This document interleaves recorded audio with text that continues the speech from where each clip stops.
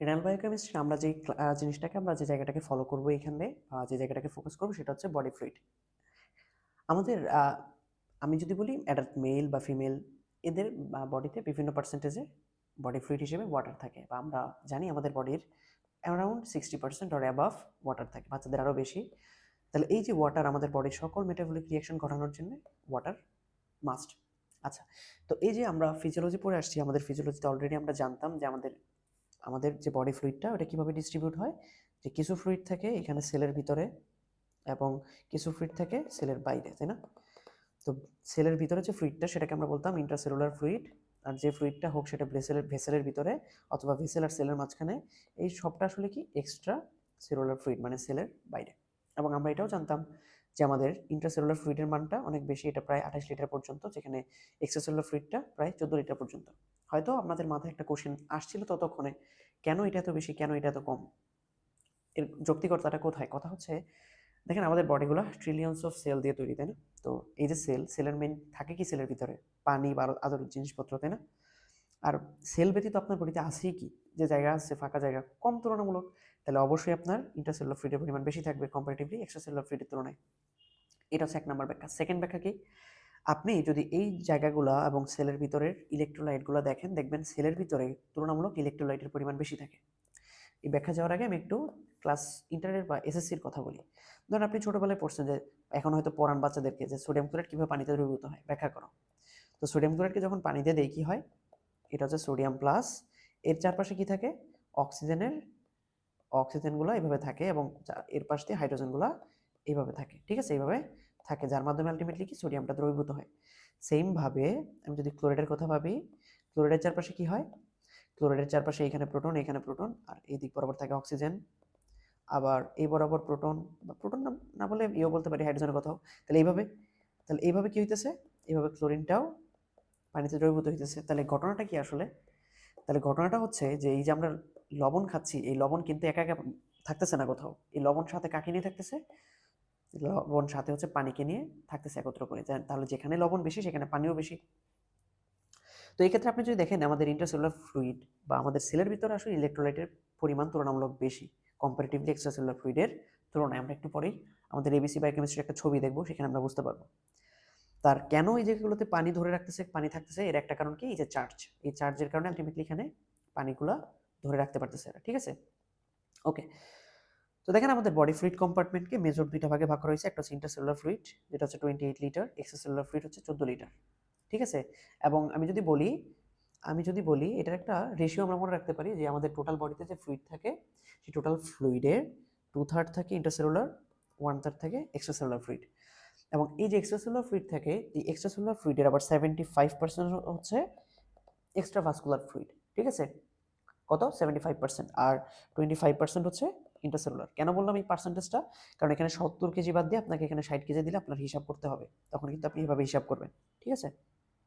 ওকে, তো দেখেন এখানে যে ফ্লুইডগুলো আছে, এই ফ্লুইড সবকিছু সবসময় যে ভেসেলের বাইরে থাকবে, এই জায়গাগুলোতেই থাকবে এবং সেলের মাঝখানে, এরকম না। কিছু কিছু ফ্লুইড, হ্যাঁ, তো যে ফ্লুইডটা ধরেন এটা কোষ, এই ভেসেলের বাইরে এই জায়গাগুলোতে থাকবে, এটাকে বলা হয় ইন্টারস্টিশিয়াল ফ্লুইড। আর কিছু ফ্লুইড থাকে কিছু পোটেনশিয়াল স্পেসে, যাদেরকে বলা হয় ট্রান্সসেলুলার ফ্লুইড। জিনিসটা কেমন? একটু দেখেন এই জায়গাগুলোতে, এই যে আমাদের জয়েন্টে কি?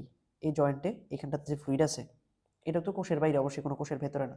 ওকে, এই যে চোখের এখানে যে ফ্লুইডগুলো থাকে হিউমার, তাই না?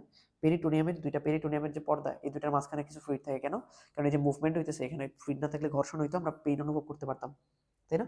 তারপর আমাদের এই যে পেরিকার্ডিয়াল ফ্লুইড, মানে হার্টের যে পেরিকার্ডিয়াম, এর দুইটা চেম্বারের মাঝখানে কি ফ্লুইড আছে, যেন ঘর্ষণটা প্রিভেন্ট করতে পারে।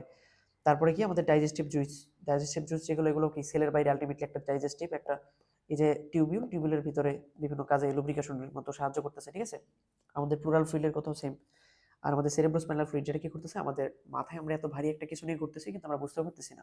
তাহলে এই যে যত কিছুর কথাই বললাম, এটা আলটিমেটলি কোথায়? এটা আমি যদি মেজর, মানে আমি জাস্ট দেখাইতে চাই যে দুইটা অংশ, ধরেন এই পাশেও সেল আছে, এই পাশেও সেল আছে, এই দুইটার মাঝখানে একটা পোটেনশিয়াল স্পেসের মধ্যে, যেটা কোত্থেকে আসছে? সেল থেকে বের হয়ে আসছে, ঠিক আছে? ট্রান্সমাইগ্রেশন হয়েছে, যাই হোক এটা আপনাদের মনে রাখতে হবে না। এই ঘটনাটা, এই সেলুলার ফ্লুইড যেগুলো, এদেরকে বলা হয় ট্রান্সসেলুলার ফ্লুইড। কোথায় আছে?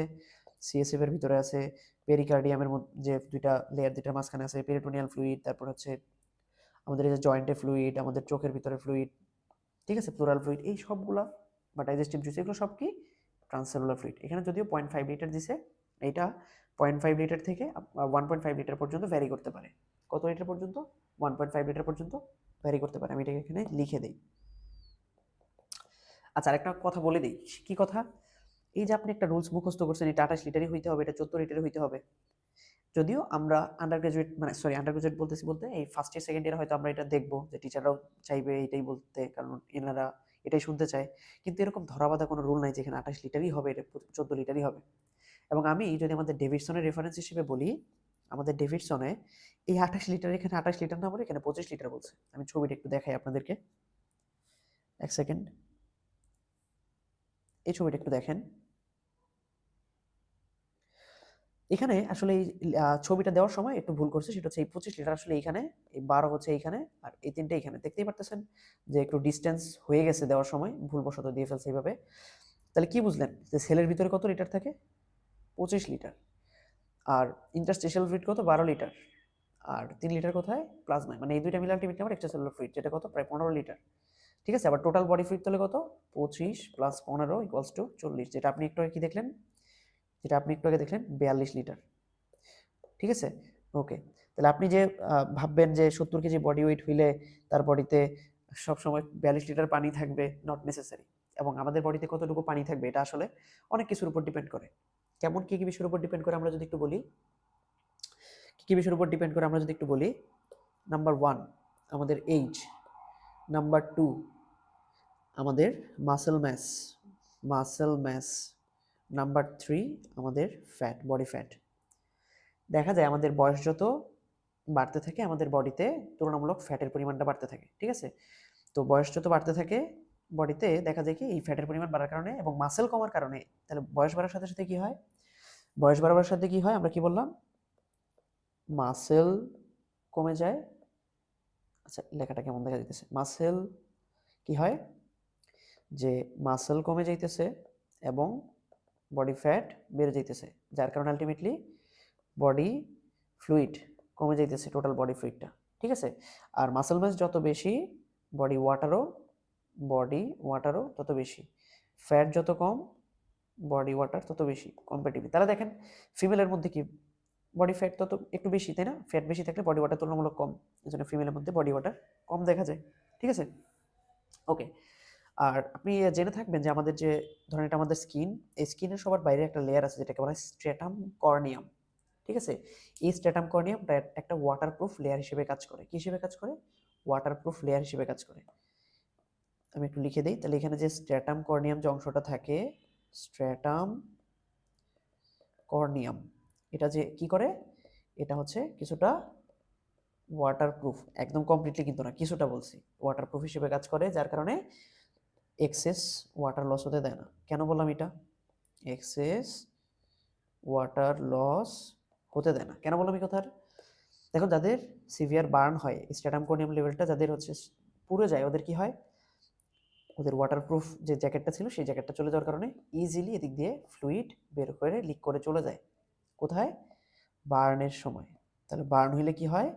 বার্ন হইলে এদিক দিয়ে অনেক বেশি পানি ইভাপোরেট করে চলে যায়।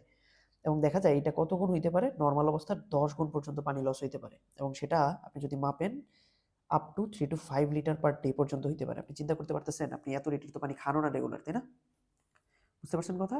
ওকে, আশা করি প্রবলেম হওয়ার কথা না। এবার আসি যে আমাদের এই যে ভেসেলগুলা বা এই যে জায়গাগুলো যেখানে কি থাকতেছে, পানিটা আটকে থাকতেছে, কেন থাকতেছে? আমরা বলছি আমাদের ইলেকট্রোলাইটগুলোর জন্য বা আমাদের নেগেটিভ পজিটিভ চার্জের জন্য। ঠিক আছে, এই জিনিসটাকে আমরা একটু এক্সপ্লেইন করি, আরেকটু এক্সপ্লেইন করি। ওয়েট, এটাকে একটু উপরে দিয়ে দিই, এটা উপরে থাকুক। ওকে, এবার আসি আমরা একটা ব্লাড ভেসেল নিয়ে চিন্তা করি। এটা হচ্ছে আমাদের ব্লাড ভেসেল, আর সাপোজ এটা আমাদের একটা কোষ। ঠিক আছে, ওকে। তো দেখা যায় আমরা প্রতিনিয়ত যে লবণ খাই বা যেগুলো খাইতেছি ওগুলো সব কোথায় আসে? এগুলো সব এই রক্তনালীতে আসে। ধরেন সোডিয়াম ক্লোরাইড, দেখেন সোডিয়াম আর ক্লোরাইড আমরা জানি যে আমরা খাই কি সোডিয়াম ক্লোরাইড একসাথে, সেটা ভেঙে সোডিয়াম এবং ক্লোরাইড আকারে এই রক্তনালীতে থাকে, ঠিক আছে। এবং দেখা যায় কি সোডিয়াম কিন্তু একা একা থাকে না, আইদার এটা ক্লোরিনের সাথে যুক্ত হয়ে থাকে অথবা এটা বাইকার্বনেটের সাথে যুক্ত হয়ে থাকে মানে ক্রিস্টাল ফর্ম করে না আবার, ঠিক আছে, আয়ন আকারেই থাকে কাছাকাছি। ওকে, আবার যেখানে পটাশিয়াম থাকবে পটাশিয়াম একা একা থাকবে না, হয় সেটা বাইকার্বনেটের সাথে যুক্ত হবে অথবা ফসফেটের সাথে যুক্ত হবে বা যে নেগেটিভ চার্জগুলো তাদের সাথে যুক্ত হবে। ওকে, তাহলে আমাদের ভেসেলের ভিতরে কি থাকে, এইগুলো থাকে। আচ্ছা, এরকম আমি এটাকে এইভাবে না দেখে আমি ডিরেক্টলি ডটেড পয়েন্ট দিয়ে দেখাই যে এই ডটেড পয়েন্টগুলো কি, এগুলো হচ্ছে আমাদের সোডিয়াম ক্লোরাইড। ওকে, তো বিষয় হচ্ছে কি আমরা যে সোডিয়াম ক্লোরাইডগুলো খাই শুধুমাত্র যে ভেসেলের ভিতরে এগুলো থাকে, নট নেসেসারি এগুলো ইজিলি এদিক দিয়ে এদিকে বা ভেতর থেকে বাইরে যাতায়াত করতে পারে ইজিলি। তার মানে এখানেও সেম পরিমাণ সেম কনসেন্ট্রেশনে থাকে, ঠিক আছে। ওকে, আবার আমাদের লিভার কি তৈরি করে, আমাদের লিভার বিভিন্ন প্লাজমা প্রোটিন তৈরি করে। মজার বিষয় হচ্ছে এই প্লাজমা প্রোটিনগুলো কিন্তু এই ভেসেলের ভিতরেই থাকে, ঠিক আছে। নর্মাল কন্ডিশনে কখনোই এই প্লাজমা প্রোটিনগুলা এই ভেসেলের ভেতর থেকে এদিকে বাইরে আসতে পারবে না, ঠিক আছে। এবং এই যে এই প্রোটিনগুলা কি হয়, এই প্রোটিনগুলা নেগেটিভলি চার্জড হয়। এই প্রোটিনগুলা নেগেটিভলি চার্জড হওয়ার সুবিধা কি, এই নেগেটিভ চার্জ হওয়ার কারণে এরা হচ্ছে এই যে সোডিয়াম বা বিভিন্ন পজিটিভ চার্জকে এই ভেসেলের ভিতরে আটকে ধরে রাখে, ঠিক আছে। এবং নেগেটিভ চার্জ হওয়ার কারণে বিভিন্ন নেগেটিভ চার্জকে বিকর্ষণ করে। এই জন্য আপনি যদি এখানকার ক্লোরাইড লেভেল এবং এখানকার ক্লোরাইড লেভেল দেখবেন এখানে ক্লোরাইড লেভেল থেকে এখানে ক্লোরাইড লেভেলটা বেশি। কেন? কারণ এই নেগেটিভ চার্জের কারণে কিছু ক্লোরিন ধাক্কা দিয়ে এদিকে চলে আসে ধাক্কা খেয়ে, ঠিক আছে। বাট দেখেন ধরেন এখানে 100টা ক্লোরিন আছে আর এখানে 50টা ক্লোরিন আছে, তখন তো এদিক দিয়ে যেতে যাবে না, যাবে। তাহলে খুব বেশি ডিফারেন্স আলটিমেটলি তৈরি হবে না। কেন তৈরি হবে না? কারণ এখানে যদি খুব বেশি থাকে আর এখানে যদি কম থাকে তখন এখানকার এদিকে প্রেশার থাকা সত্ত্বেও এদিকের প্রেশারও আছে, তাই না? তখন আবার দেখা যাবে একটা ঝামেলা তৈরি হবে। এই কারণে দুই পাশের প্রেশার যেন মেনটেন হয়, এই জন্য এই দুইটার মধ্যে খুবই কম পার্থক্য দেখা যায় 2 বা 3 এরকম ঘনমাত্রা পার্থক্য দেখা যেতে পারে, খুব বেশি না ক্লোরাইডের, ঠিক আছে। ওকে, এবং আমরা কি বললাম যে আমরা যদি লবণ বেশি খাই তাহলে এখানে আসবে লবণটা, সেটা আবার এখানেও চলে আসবে। কারণ কি লবণ এদিক দিয়ে ইজিলি এখানে বা এদিক দিয়ে এদিকে পাস করতে পারে, কোনো প্রবলেম নেই। আচ্ছা, আবার আমাদের সেলের কথা চিন্তা করেন, সেলের ভিতরে কি থাকে, সেলের ভিতরে পটাশিয়াম থাকে, ঠিক আছে। সেলের ভিতরে বিভিন্ন প্রোটিন তৈরি হয়, তো এই প্রোটিনগুলো কি নেগেটিভলি চার্জ, যেগুলো আলটিমেটলি এখানেও কি ধরে রাখে, পানিকে ধরে রাখে। আচ্ছা, এবার আমি যদি বলি এই যে আমাদের যে এখানকার যে কনসেন্ট্রেশন, কিসের কনসেন্ট্রেশন, এই যে ইলেকট্রোলাইট যেগুলো আসছে লবণ বা এই যে প্রোটিন, এই সব মিলে এখানে একটা প্লাজমার কি থাকে, একটা অসমোলারিটি থাকে, ঠিক আছে। প্লাজমার একটা অসমোলারিটি থাকে এবং এখানে এই প্লাজমার মধ্যে একটা অসমোটিক প্রেশার তৈরি করে এই সবগুলো মিলে, যেটাকে আমরা বলতেছিলাম কি, যেটাকে আমরা ফার্স্ট কার্ডে পড়ে আসছি প্লাজমা অসমোটিক প্রেশার। কি? Plasma osmotic pressure. তো দেখা যায় এই প্লাজমা অসমোটিক প্রেশারের 92% মেনটেন করে হচ্ছে সোডিয়াম ক্লোরাইড, বাকি 8% মেনটেন করে হচ্ছে আদার্স, ঠিক আছে। এই আদার্সের মধ্যে দেখা যায় যে প্লাজমা প্রোটিন যে অংশটা এটা মাত্র 0.5% মেনটেন করে, যেটা কত, যেটা হচ্ছে আমি যদি দেখি টোটাল প্লাজমা অসমোটিক প্রেশার আমাদের 280 থেকে 300 মিলি অসমোল পার লিটার, যেখানে এই শুধুমাত্র প্লাজমা প্রোটিনটা মেনটেন করে কতটুকু, 1.5 মিলি অসমোল পার লিটার। আপনার কাছে হয়তো মনে হইতেছে আরে ধুর কই 200-300, তাহলে আমি যদি সোডিয়াম ক্লোরাইড মাপি দেখা যাবে যে 270 হচ্ছে সোডিয়াম ক্লোরাইডের জন্য, এটা কোনো বিষয়ই না, ঠিক আছে। ওকে, আপনার মনে হইতে পারে এটা, বাট অ্যাকচুয়াল বিষয় হচ্ছে এদিক থেকে কত পানি এদিকে যাবে বা এদিক থেকে কত পানি এদিকে যাবে এটা আসলে সোডিয়াম ক্লোরাইডের উপর ডিপেন্ডই করে না। ডিপেন্ড করে অ্যাকচুয়ালি, মানে আমি কোন সেন্সে বলতেছি দেখেন, এখানে আপনি যে পরিমাণ লবণই খান আপনার ভেসেলে যে কনসেন্ট্রেশনের লবণটা থাকবে, ভেসেলের বাইরে যে ইন্টারস্টিশিয়াল ফ্লুইড এরিয়া এখানেও সেম কনসেন্ট্রেশনে থাকবে, মানে এইখানে এই ইলেকট্রোলাইটের কোনো কনসেন্ট্রেশনের ডিফারেন্স থাকবে না, ঠিক আছে। এবার ধরেন আপনার যদি এখান থেকে এই প্লাজমা প্রোটিনগুলো বের হয়ে যায়, সাপোজ কি বলছি যে আপনার প্লাজমা প্রোটিনের লেভেলটা কমে গেছে, তাহলে প্লাজমা প্রোটিন কমে গেলে কি প্লাজমা প্রোটিনের জন্য যে কলোয়েডাল অসমোটিক প্রেশারটা ছিল সেই প্রেশারটা কমে যাবে, মানে প্লাজমা প্রোটিনের জন্য এখানে আলটিমেটলি পানি কম থাকবে, ঠিক আছে। কারণ প্লাজমা প্রোটিন যখন বের হয়ে যাবে তখন কি করবে, এদিক দিয়ে পানিকেও নিয়ে সে চলে যাবে, তাহলে এখানে আলটিমেটলি কি পানি কম থাকবে না। এখন আপনি ভাবতে পারেন যে ভাই প্লাজমা প্রোটিন চলে গেছে তো কি হয়েছে, এখান থেকে কিছু সোডিয়াম এখানে চলে আসতে পারে না, আসবে না। কেন আসবে না? এইখানে এবং এইখানে দুই জায়গায় কি করবে, দুই জায়গারই ঘনমাত্রাটা সেম থাকতে হবে। এখান থেকে যদি কিছু সোডিয়াম এখানে চলে আসে তাহলে এখানে তো আবার ঘনমাত্রা বের হয়ে যাবে, বেড়ে যাবে, তাই না সোডিয়ামের, কিন্তু সোডিয়াম তো এটা করবে না। এই কারণে এখান থেকে যখন দেখা যাবে যখন এখান থেকে কি হবে, আমি এখানে একটা ছবি আঁকি, যখন দেখা যাবে যে এখানে প্রোটিনের পরিমাণ তুলনামূলক কমে গেছে, তখন কি হবে, ইজিলি এদিক দিয়ে লিকুইড বা প্রোটিন লিক করবে, সরি ওয়াটার লিক করবে। কি লিক করবে? ওয়াটার লিক করবে। এই যে কথাটা বললাম, আমাদের কিছু ডিসঅর্ডার আছে, ধরেন লিভার সিরোসিস হয়েছে। কি হয়েছে? Liver cirrhosis. মানে লিভারটা কি, মানে সোজা কথা বলতে গেলে ধরেন লিভারটা কাজ করতে পারতেছে না, নষ্ট হয়ে গেছে। এবং লিভারের একটা গুরুত্বপূর্ণ কাজ কি? লিভারের গুরুত্বপূর্ণ কাজ হচ্ছে প্রোটিন তৈরি করা। ঠিক আছে, তাহলে প্লাজমা প্রোটিন আসবে না, প্রথম কথা। সেকেন্ড কথা কি, ধরেন লিভার ভালোই আছে, প্লাজমা প্রোটিনও ঠিক মতোই আসতেছে, নর্মাল, কিন্তু সমস্যা কি, কিডনি দিয়ে বের হয়ে যাইতেছে, কিডনি দিয়ে বের হয়ে যেতেছে বেশি বেশি। কোথায়, কোন ডিসঅর্ডারে হয় এটা? এটাকে বলা হয় নেফ্রোটিক সিনড্রোম। কি? Nephrotic syndrome. ঠিক আছে, তখন কি হবে? তখনও দেখা যাবে কি, এখানে প্রোটিন কমার কারণে আলটিমেটলি কি হবে, এখানে প্রোটিন কমার কারণে আলটিমেটলি পানি এখানে বের হয়ে যাবে। অথবা ধরেন আপনি হচ্ছে অ্যামিনো অ্যাসিডই কম কম খাইতেছেন, বা আপনার হচ্ছে যে জিআইটি, এই যে জিআইটি এদিক দিয়ে খুব কম পরিমাণে অ্যাবজর্ব হয়ে ব্লাডে আসতেছে অ্যামিনো অ্যাসিড বা প্রোটিন। ঠিক আছে, যার কারণে আলটিমেটলি তখনও প্রোটিন কম হওয়ার কারণে এই ভেসেল থেকে পানি লিক করে চলে আসবে। কোথায় আসবে? আপনার ভেসেলের বাইরে। ভেসেলের বাইরে এসে যে এখানে পানি জমা হবে, তখন আপনার বডিটা বাইরে থেকে দেখতে মনে হবে কি, পানি জমে গেছে, যেটাকে আমরা কি বলি, যেটাকে আমরা বলি ইডিমা, যেটাকে আমরা কি বলি, ইডিমা বলি। ঠিক আছে, এই ইডিমা হবে। তাহলে এই যে এত কাহিনী করলাম, এত কথা বললাম, কি বললাম, কেন বললাম, যে যদিও প্লাজমা কলোয়েডাল অসমোটিক বা প্লাজমা যে অসমোটিক প্রেশার, এটা 92% মেনটেন করে সোডিয়াম ক্লোরাইড, কিন্তু অ্যাকচুয়ালি এখান থেকে এখানে ব্লাড মানে ওয়াটার লিক করবে কিনা, এটা কে ডিটারমাইন করে? সেটা হচ্ছে এই প্লাজমা প্রোটিনটা ডিটারমাইন করে। ঠিক আছে, এই কথাটা যেন মনে থাকে। ওকে, এবার আসি, এই যে কথাগুলো বললাম, এগুলো নিয়ে কথা বললাম। আচ্ছা, তো আমরা তো রেগুলার বেসিসে কি করি, এই যে আমাদের এক্সট্রাসেলুলার ফ্লুইড বা ইন্টারসেলুলার ফ্লুইড, এদেরকে যদি মেনটেন করা লাগে, দেখেন আমাদের প্রতিনিয়ত ইউরিনেশন হয়, ফিসিসের মাধ্যমে ইউরিন বের হয়ে যায়, মানে ওয়াটার বের হয়ে যায়, পাশাপাশি আমাদের হচ্ছে সোয়েটিং হয়। তাহলে এই সব কিছুর মাধ্যমে যদি ওয়াটার বের হয়ে যায়, রেগুলার বেসিসে আমরা ওয়াটার আবার ইনটেকও করি। দেখেন আমরা কতটুকু ইনটেক করি, আমরা বিভিন্ন ফ্লুইড ইনজেস্ট করি রেগুলার, প্রায় 2100 মিলিলিটার। ঠিক আছে, তাছাড়া আমাদের বডিতে যে কার্বোহাইড্রেট, তারপরে প্রোটিন, তারপরে যে লিপিড, এইগুলা ভাঙার সময় আমরা যেটাকে বলতেছি মেটাবলিজম, এইগুলা মেটাবলিজম হওয়ার সময়ও কি তৈরি করে? পানি তৈরি করে। ঠিক আছে, এবং দেখা যায় কি, লিপিড থেকে প্রায় 1 মিলিলিটার পার গ্রাম লিপিড থেকে পানি পাওয়া যায়। প্রোটিন থেকে পাওয়া যায় 0.8 মিলিলিটার পার গ্রাম, কার্বোহাইড্রেট থেকে এটা হচ্ছে 0.6 মিলিলিটার পার গ্রাম। ঠিক আছে, ওকে, এটাকে বলা হয় মেটাবলিক ওয়াটার। তো যে ওয়াটারটা আসতেছে সেটা কোথায় কোথায় যাবে? তাহলে এই এই সব জায়গায়, এই জায়গায় যাবে, আলটিমেটলি আমার টোটাল বডি কম্পার্টমেন্টের মধ্যেই যাবে। ওকে, তো এর কিছুটা কি হয়ে যাবে, আউটপুট হিসেবে বের হয়ে যাবে। কিভাবে বের হবে? ইনসেন্সিবল, স্কিনের মাধ্যমে। ইনসেন্সিবল মানে কি? নর্মালি দেখেন আপনি, এই যে শীতের সময় আপনার ঠোঁট ফেটে যাইতেছে, পানি বের হয়ে যেতেছে, আপনি বুঝতেও পারেন না। ইনসেন্সিবল মানে হচ্ছে সেন্স থাকা, মানে কি, বুঝতে পারতেছেন। ইনসেন্সিবল মানে আপনার সেন্স নাই বা আপনি বুঝতে পারতেছেন না। নর্মালি আপনি যখন বুঝতে পারেন না, তখন হচ্ছে এটাকে কি বলতেছি, ইনসেন্সিবল ওয়াটার লস। ঠিক আছে, আচ্ছা, লাঙের মাধ্যমে এই যে আপনি যে শ্বাস প্রশ্বাস নিতেছেন, শ্বাস প্রশ্বাসের সাথে কি পানিও কিন্তু বের হয়ে যেতেছে, এই দুইটাই ইনসেন্সিবল। কিন্তু যখনই আমি এটা বলবো সোয়েট, আপনি যখন ঘামের কথা বলবেন, আপনি বাইরে থেকে ঘাম দেখতে পাবেন, আপনার তখন শরীর গরম লাগবে, এবং শরীরের ঘাম ঘাম আপনি বুঝতেই পারবেন, তাহলে এটা অবশ্যই সেন্সিবল, ইটস নট ইনসেন্সিবল। তাহলে ইনসেন্সিবল কখন? যখন আমি বুঝতেই পারবো না। তাছাড়া ফিসিস আছে, ইউরিন আছে, টোটাল কত, সব মিলে আলটিমেটলি 2300 পর্যন্ত।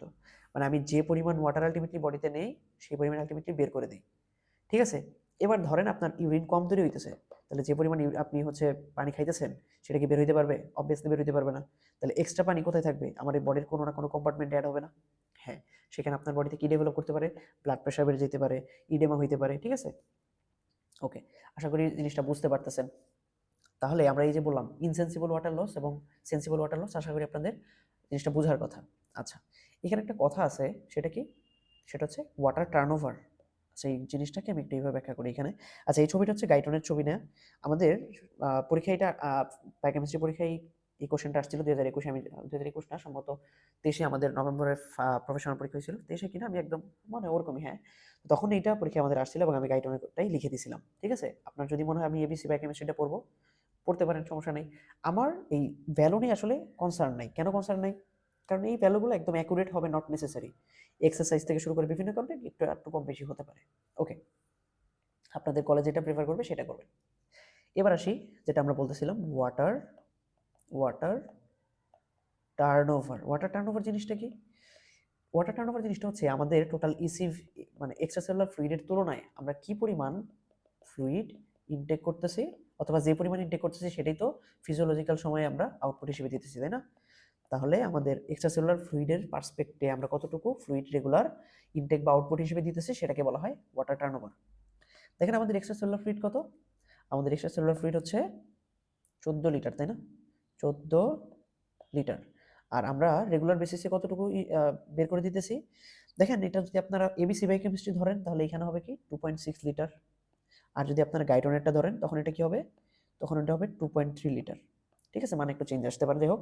তাহলে এখান থেকে আলটিমেটলি কি আসবে? এটাও লিটার ইন্টু 100 কাটাকাটি গিয়ে আলটিমেটলি এটা আসবে 18%। আর এটা ক্যালকুলেশনগুলো কত পার্সেন্ট আসে দেখিয়ে।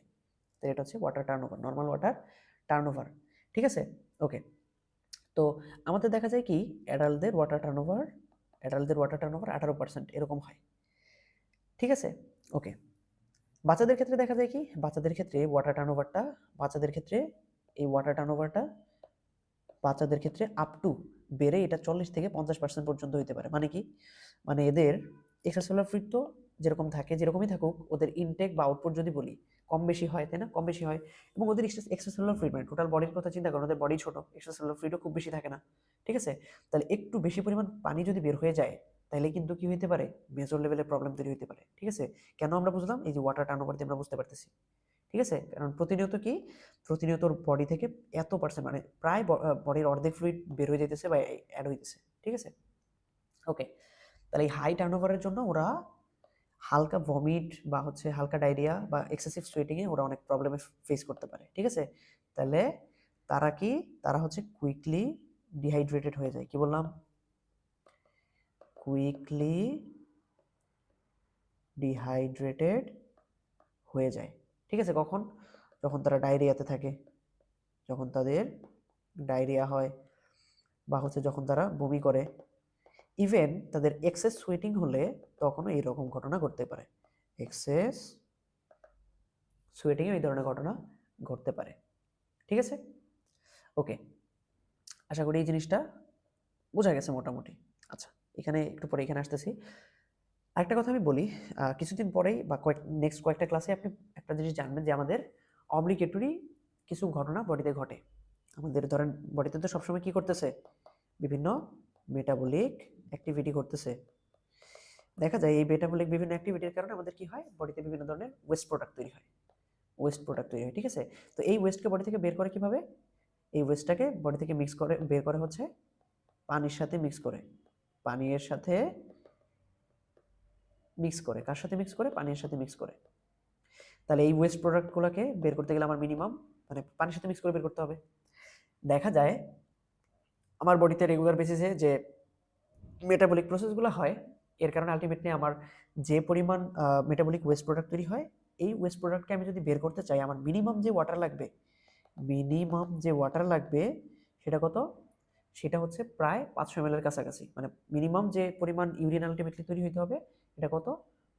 500 ml এর কাছাকাছি প্রতিদিনের জন্য। ঠিক আছে, মিনিমাম এই পরিমাণ ইউরিন আমাকে তৈরি হইতে হবে এই ওয়েস্ট প্রোডাক্টটাকে আমি যদি বডি থেকে বের করে দিতে চাই। ঠিক আছে, তাহলে এই যে মিনিমাম লেভেলের ঘটনাটা ঘটতেছে, তাহলে এতটুকু ইউরিন আমাকে তৈরি হতে হবে। এটাকে বলা হয় অব্লিগেটরি ইউরিন ভলিউম। কি বলতেছিলাম? Obligatory urine volume. ঠিক আছে, অব্লিগেটরি ইউরিন ভলিউম, ওকে। তাহলে দেখেন আমাদের বডিতে কিছু ওয়াটার লস হয়, যেটাকে বলতেছে এই ইউরিন ভলিউমের সাথে দেখা যায় আমার বডিতে রেগুলার বেসিসে মিনিমাম যে ইনসেন্সিবল ওয়াটার লস হয়, মিনিমাল যে ইনসেন্সিবল ওয়াটার লস হয়। আচ্ছা, লেখাটা একটু বেশি বড় হয়ে যেতেছে, আমি একটু ইয়ে করে নিই। তাহলে আমাদের বডিতে আমরা কি বললাম? যে রেগুলার বেসিসে যে মিনিমাম যে ইনসেন্সিবল ওয়াটার লস, মানে এতটুকু আপনি না চাইলেও এতটুকু ওয়াটার লস এমনিতেই হবে। মানে আপনার সোয়েট হোক, শ্বাস প্রশ্বাস লাঙের মাধ্যমে হোক, বের হয়ে যাবে। সেটা কত? 1000 মিলিলিটার পার ডে। ঠিক আছে, মানে আপনার এতটুকু পরিমাণ লিকুইড আপনি না চাইলেও বের হবে। প্রথম কথা, এটা তো আপনার ইনসেন্সিবল, মানে আপনি বুঝতে পারতেছেন না। সেকেন্ড কি? আপনার দেখেন মিনিমাম মিনিমাম ইউরিন কতটুকু তৈরি হতে হবে, মিনিমাম ইউরিন অবশ্যই কত হইতে হবে, 500 মিলিলিটার পার ডে। তাহলে আলটিমেটলি সারাদিন আপনার মিনিমাম কতটুকু ওয়াটার আপনার বডি থেকে বের হয়ে যাবে, 1.5 লিটার পরিমাণ, তাই না? এটা হচ্ছে আপনার কি, এটাকে বলা হয় অব্লিগেটরি ওয়াটার লস। এটাকে কি বলা হয়, এটাকে বলা হয় অব্লিগেটরি ওয়াটার লস। যেটা কত, এটা হচ্ছে 1500 মিলিলিটার প্রতিদিন। আচ্ছা, আবার দেখা যায় আমাদের বডিতে এই যে আমাদের বডির যে কার্বোহাইড্রেট, যে প্রোটিন, যে ফ্যাট, এগুলোর যে মেটাবলিজম হয়, এই মেটাবলিজম থেকে আপনার কতটুকু পানি পাওয়া যেতে পারে, এখান থেকে দেখা যায় এই মেটাবলিজম থেকে মেটাবলিজমের জন্য 300 থেকে 400 ml পরিমাণ পানি প্রতিনিয়ত আপনার বডিতে তৈরি হয়। আমি ধরে নিলাম এটা কত, 400 ml পার ডে। মানে এই পানিটা আপনার অলরেডি, মানে আপনার জাস্ট খাবারের কারণেই বডিতে তৈরি হইতেছে, আলাদা এক্সট্রা পানি লাগতেছে না এটা। তাহলে আপনার মিনিমাম কতটুকু পানি খেতে হবে রেগুলার, মিনিমাম। তাহলে মিনিমাম লেভেলে যদি আপনি চিন্তা করেন, আমি যদি বিয়োগ করি, তাহলে আপনার মিনিমাম যে পানিটা লাগবে সেটা হচ্ছে, এটা বিয়োগ করলে আসবে 1100 ml পার ডে। তাহলে এতটুকু আপনাকে মিনিমাম কি করতে হবে, মিনিমাম এতটুকু বাইরে থেকে পানি খেতে হবে, যেটাকে বলা হয় মিনিমাম এক্সোজেনাস ওয়াটার ইনটেক। আমার মিনিমাম এক্সোজেনাস ওয়াটার ইনটেক কতটুকু হইতে হবে, সেটা হচ্ছে 1100 মিলিলিটার। ঠিক আছে, মিনিমাম এক্সোজিনাস ওয়াটার ইনটেক। এটা আমাদের কি অনুযায়ী বলছি, এটা মেনলি হচ্ছে এবিসি বাই কেমিস্ট্রিকে ফলো করে বলছি। ঠিক আছে, এবিসি বাই কেমিস্ট্রিকে ফোকাস করে বলছি। যদি আপনি গাইডনকে ফোকাস করে করতে চান, তাহলে আপনার এখানে ক্যালকুলেশন একটু চেঞ্জ আসবে। আমার মেন কথা কি, আমি একটু আগেও বলছি, আমার এই ভ্যালুগুলো কনসার্ন না, আমি ভ্যালুগুলো নিয়ে কনসার্ন না, আমি কনসার্ন কি আমি অ্যাকচুয়াল জিনিসটা বুঝতেছি কিনা, এবং হচ্ছে আমি মোটামুটি কাছাকাছি রেঞ্জে আছে কিনা। একদম আহামরি চেঞ্জ করে ফেলে তো অবশ্যই কনসার্নের বিষয় হবে তখন এটা, তাই না? ওকে, আশা করি এটা বুঝতে পারছি। আচ্ছা, এবার একটা বিষয় থাকে যে আমরা তো পানি খাই, এমন না যে পানি খাই না, কিন্তু কেউ কেউ আছে যে অনেক বেশি পানি খেয়ে ফেলে। তো দেখা যায় আমাদের যে কিডনি, এই যে কিডনি, এই কিডনিটা একটা সর্বোচ্চ ক্ষমতা থাকে। দেখা যায় আমাদের এই কিডনি সর্বোচ্চ 21 লিটার পার ডে পর্যন্ত কি তৈরি করতে পারে, ওয়াটার এক্সক্রিট করতে পারে। ঠিক আছে, ম্যাক্সিমাম লেভেল পর্যন্ত। এটা কি, এটা হচ্ছে আমাদের কিডনির জন্য ম্যাক্সিমাম। তো আমরা যদি কখনো এরকম করি 21 লিটারের বেশি পানি খেয়ে ফেলছি, সচরাচর নর্মালি মানুষ এরকম করবে না, স্বাভাবিক। ঠিক আছে, তখন কি হতে পারে, যদি 21 লিটারের বেশি খেয়ে ফেলি, তখন সেটাকে আমরা কি বলবো, এর যদি বেশি খেয়ে ফেলি, এর চেয়ে যদি বেশি খেয়ে ফেলি, তখন সেটাকে আমরা বলবো ওয়াটার ইনটক্সিকেশন। কখন, যদি আমরা মোর দেন 21 লিটার পার ডে খেয়ে ফেলি। ঠিক আছে, ওকে। এবার এটা স্বাভাবিকভাবে আপনি ভাববেন যে না ভাই, এটা তো হওয়া সম্ভব না। হ্যাঁ, সম্ভব না। আরেকটা কথা আমি বলে রাখি, এখানে বাচ্চাদের ক্ষেত্রে একটা বিষয় আছে। বাচ্চাদের ক্ষেত্রে দেখা যায় কি, বাচ্চাদের ক্ষেত্রে যদি 50 ml পার কেজি পার আওয়ারের বেশি ইনটেক করা হয়, তখনও কিন্তু কি হইতে পারে, তখনও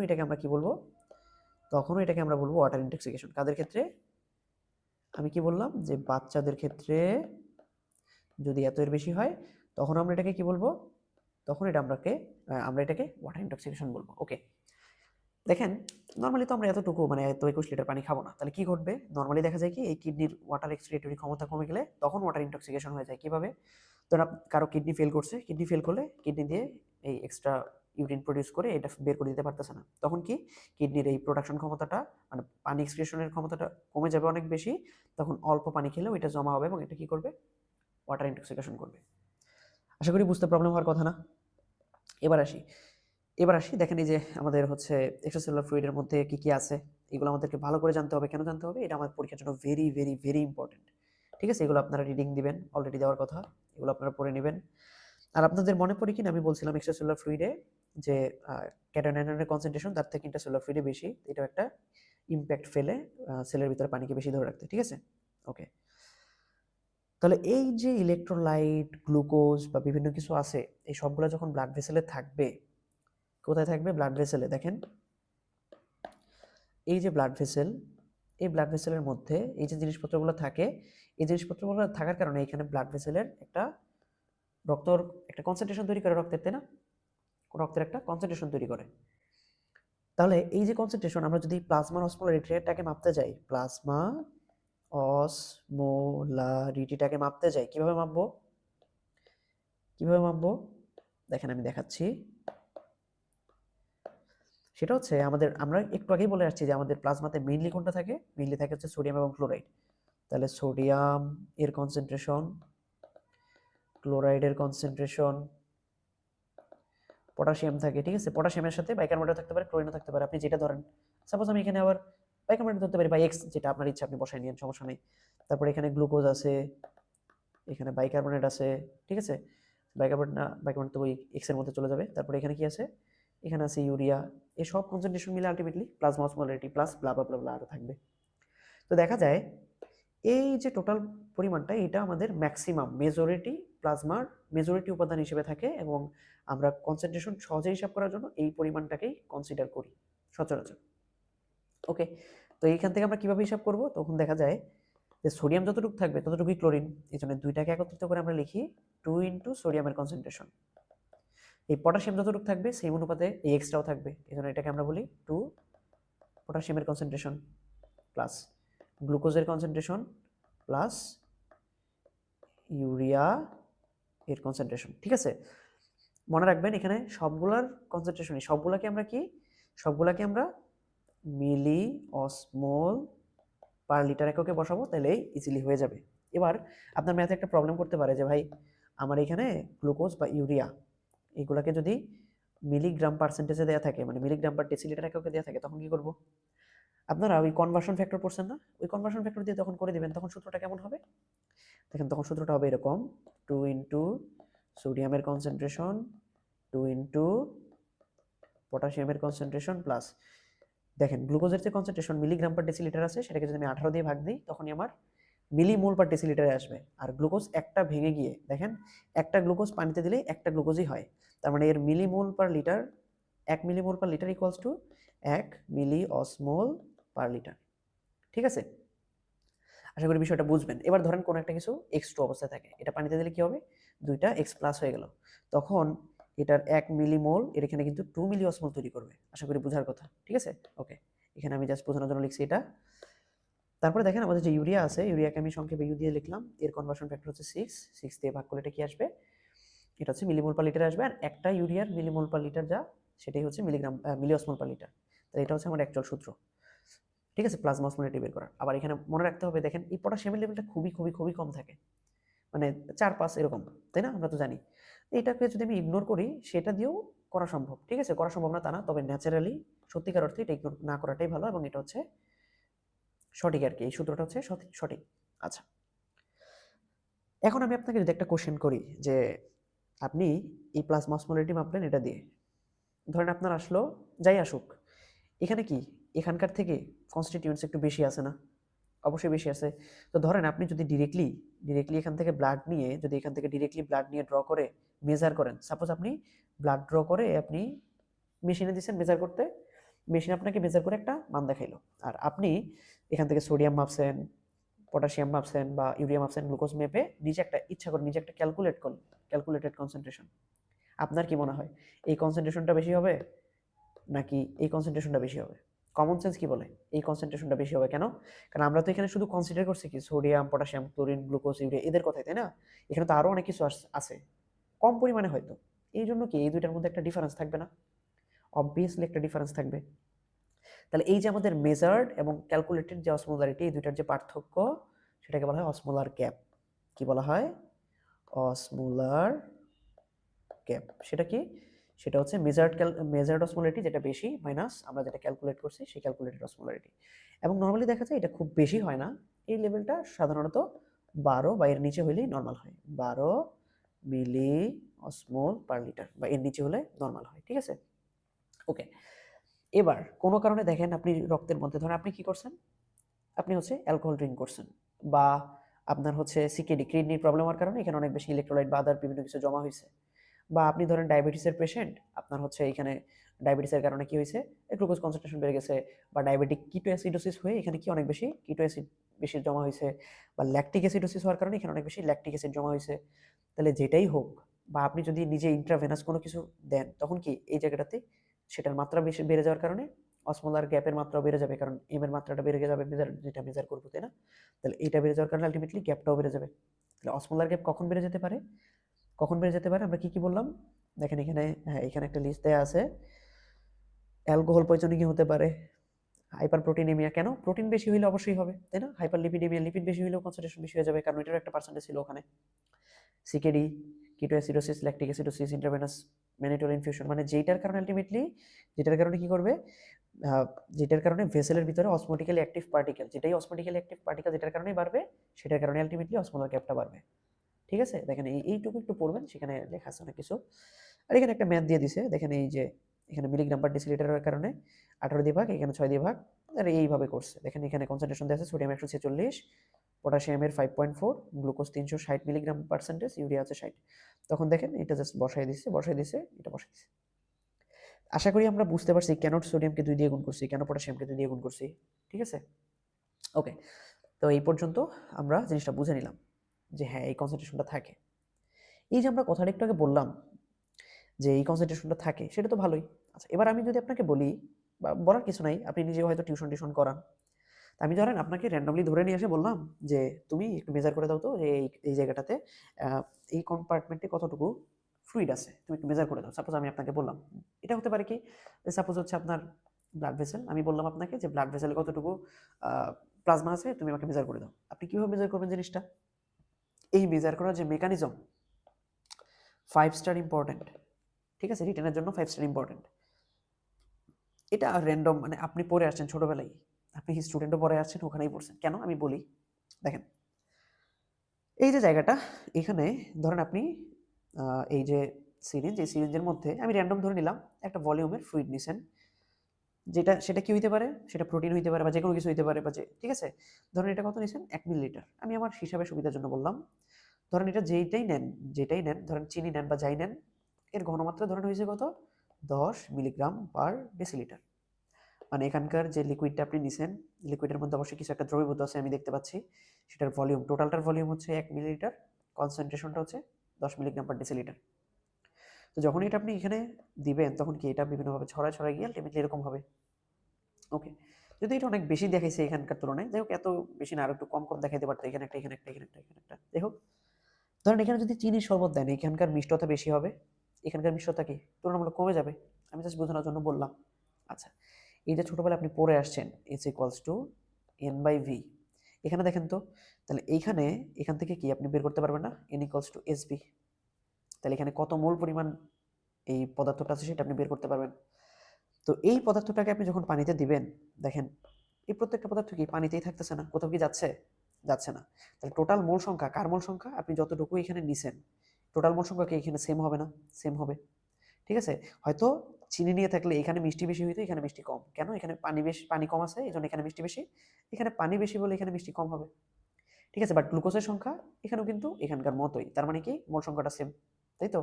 ওকে, তাহলে এখানকার ঘটনা, আমি যদি এখানে V1S1 দিই, সাপোজ এখানকার টোটাল ভলিউম হচ্ছে V2, এখানকার টোটাল কনসেন্ট্রেশন হচ্ছে S2, তাহলে কনসেন্ট্রেশনটা অবশ্যই কমে যাবে। সাপোজ আমি ধরলাম এই কনসেন্ট্রেশনটা হচ্ছে 0.01 মিলিগ্রাম পার ml। ঠিক আছে, মিলিগ্রাম পার ml, আর এটা কি দিছি, আচ্ছা এখানে ডেসিলিটার দিয়ে দিছি, আচ্ছা এখানে ml দিয়ে দিই, তাহলে সুবিধা হবে। ওকে, তাহলে এখান থেকে আমি যদি সূত্র বের করতে চাই, আমরা জানি কি V1S1 ইকুয়ালস টু V2S2।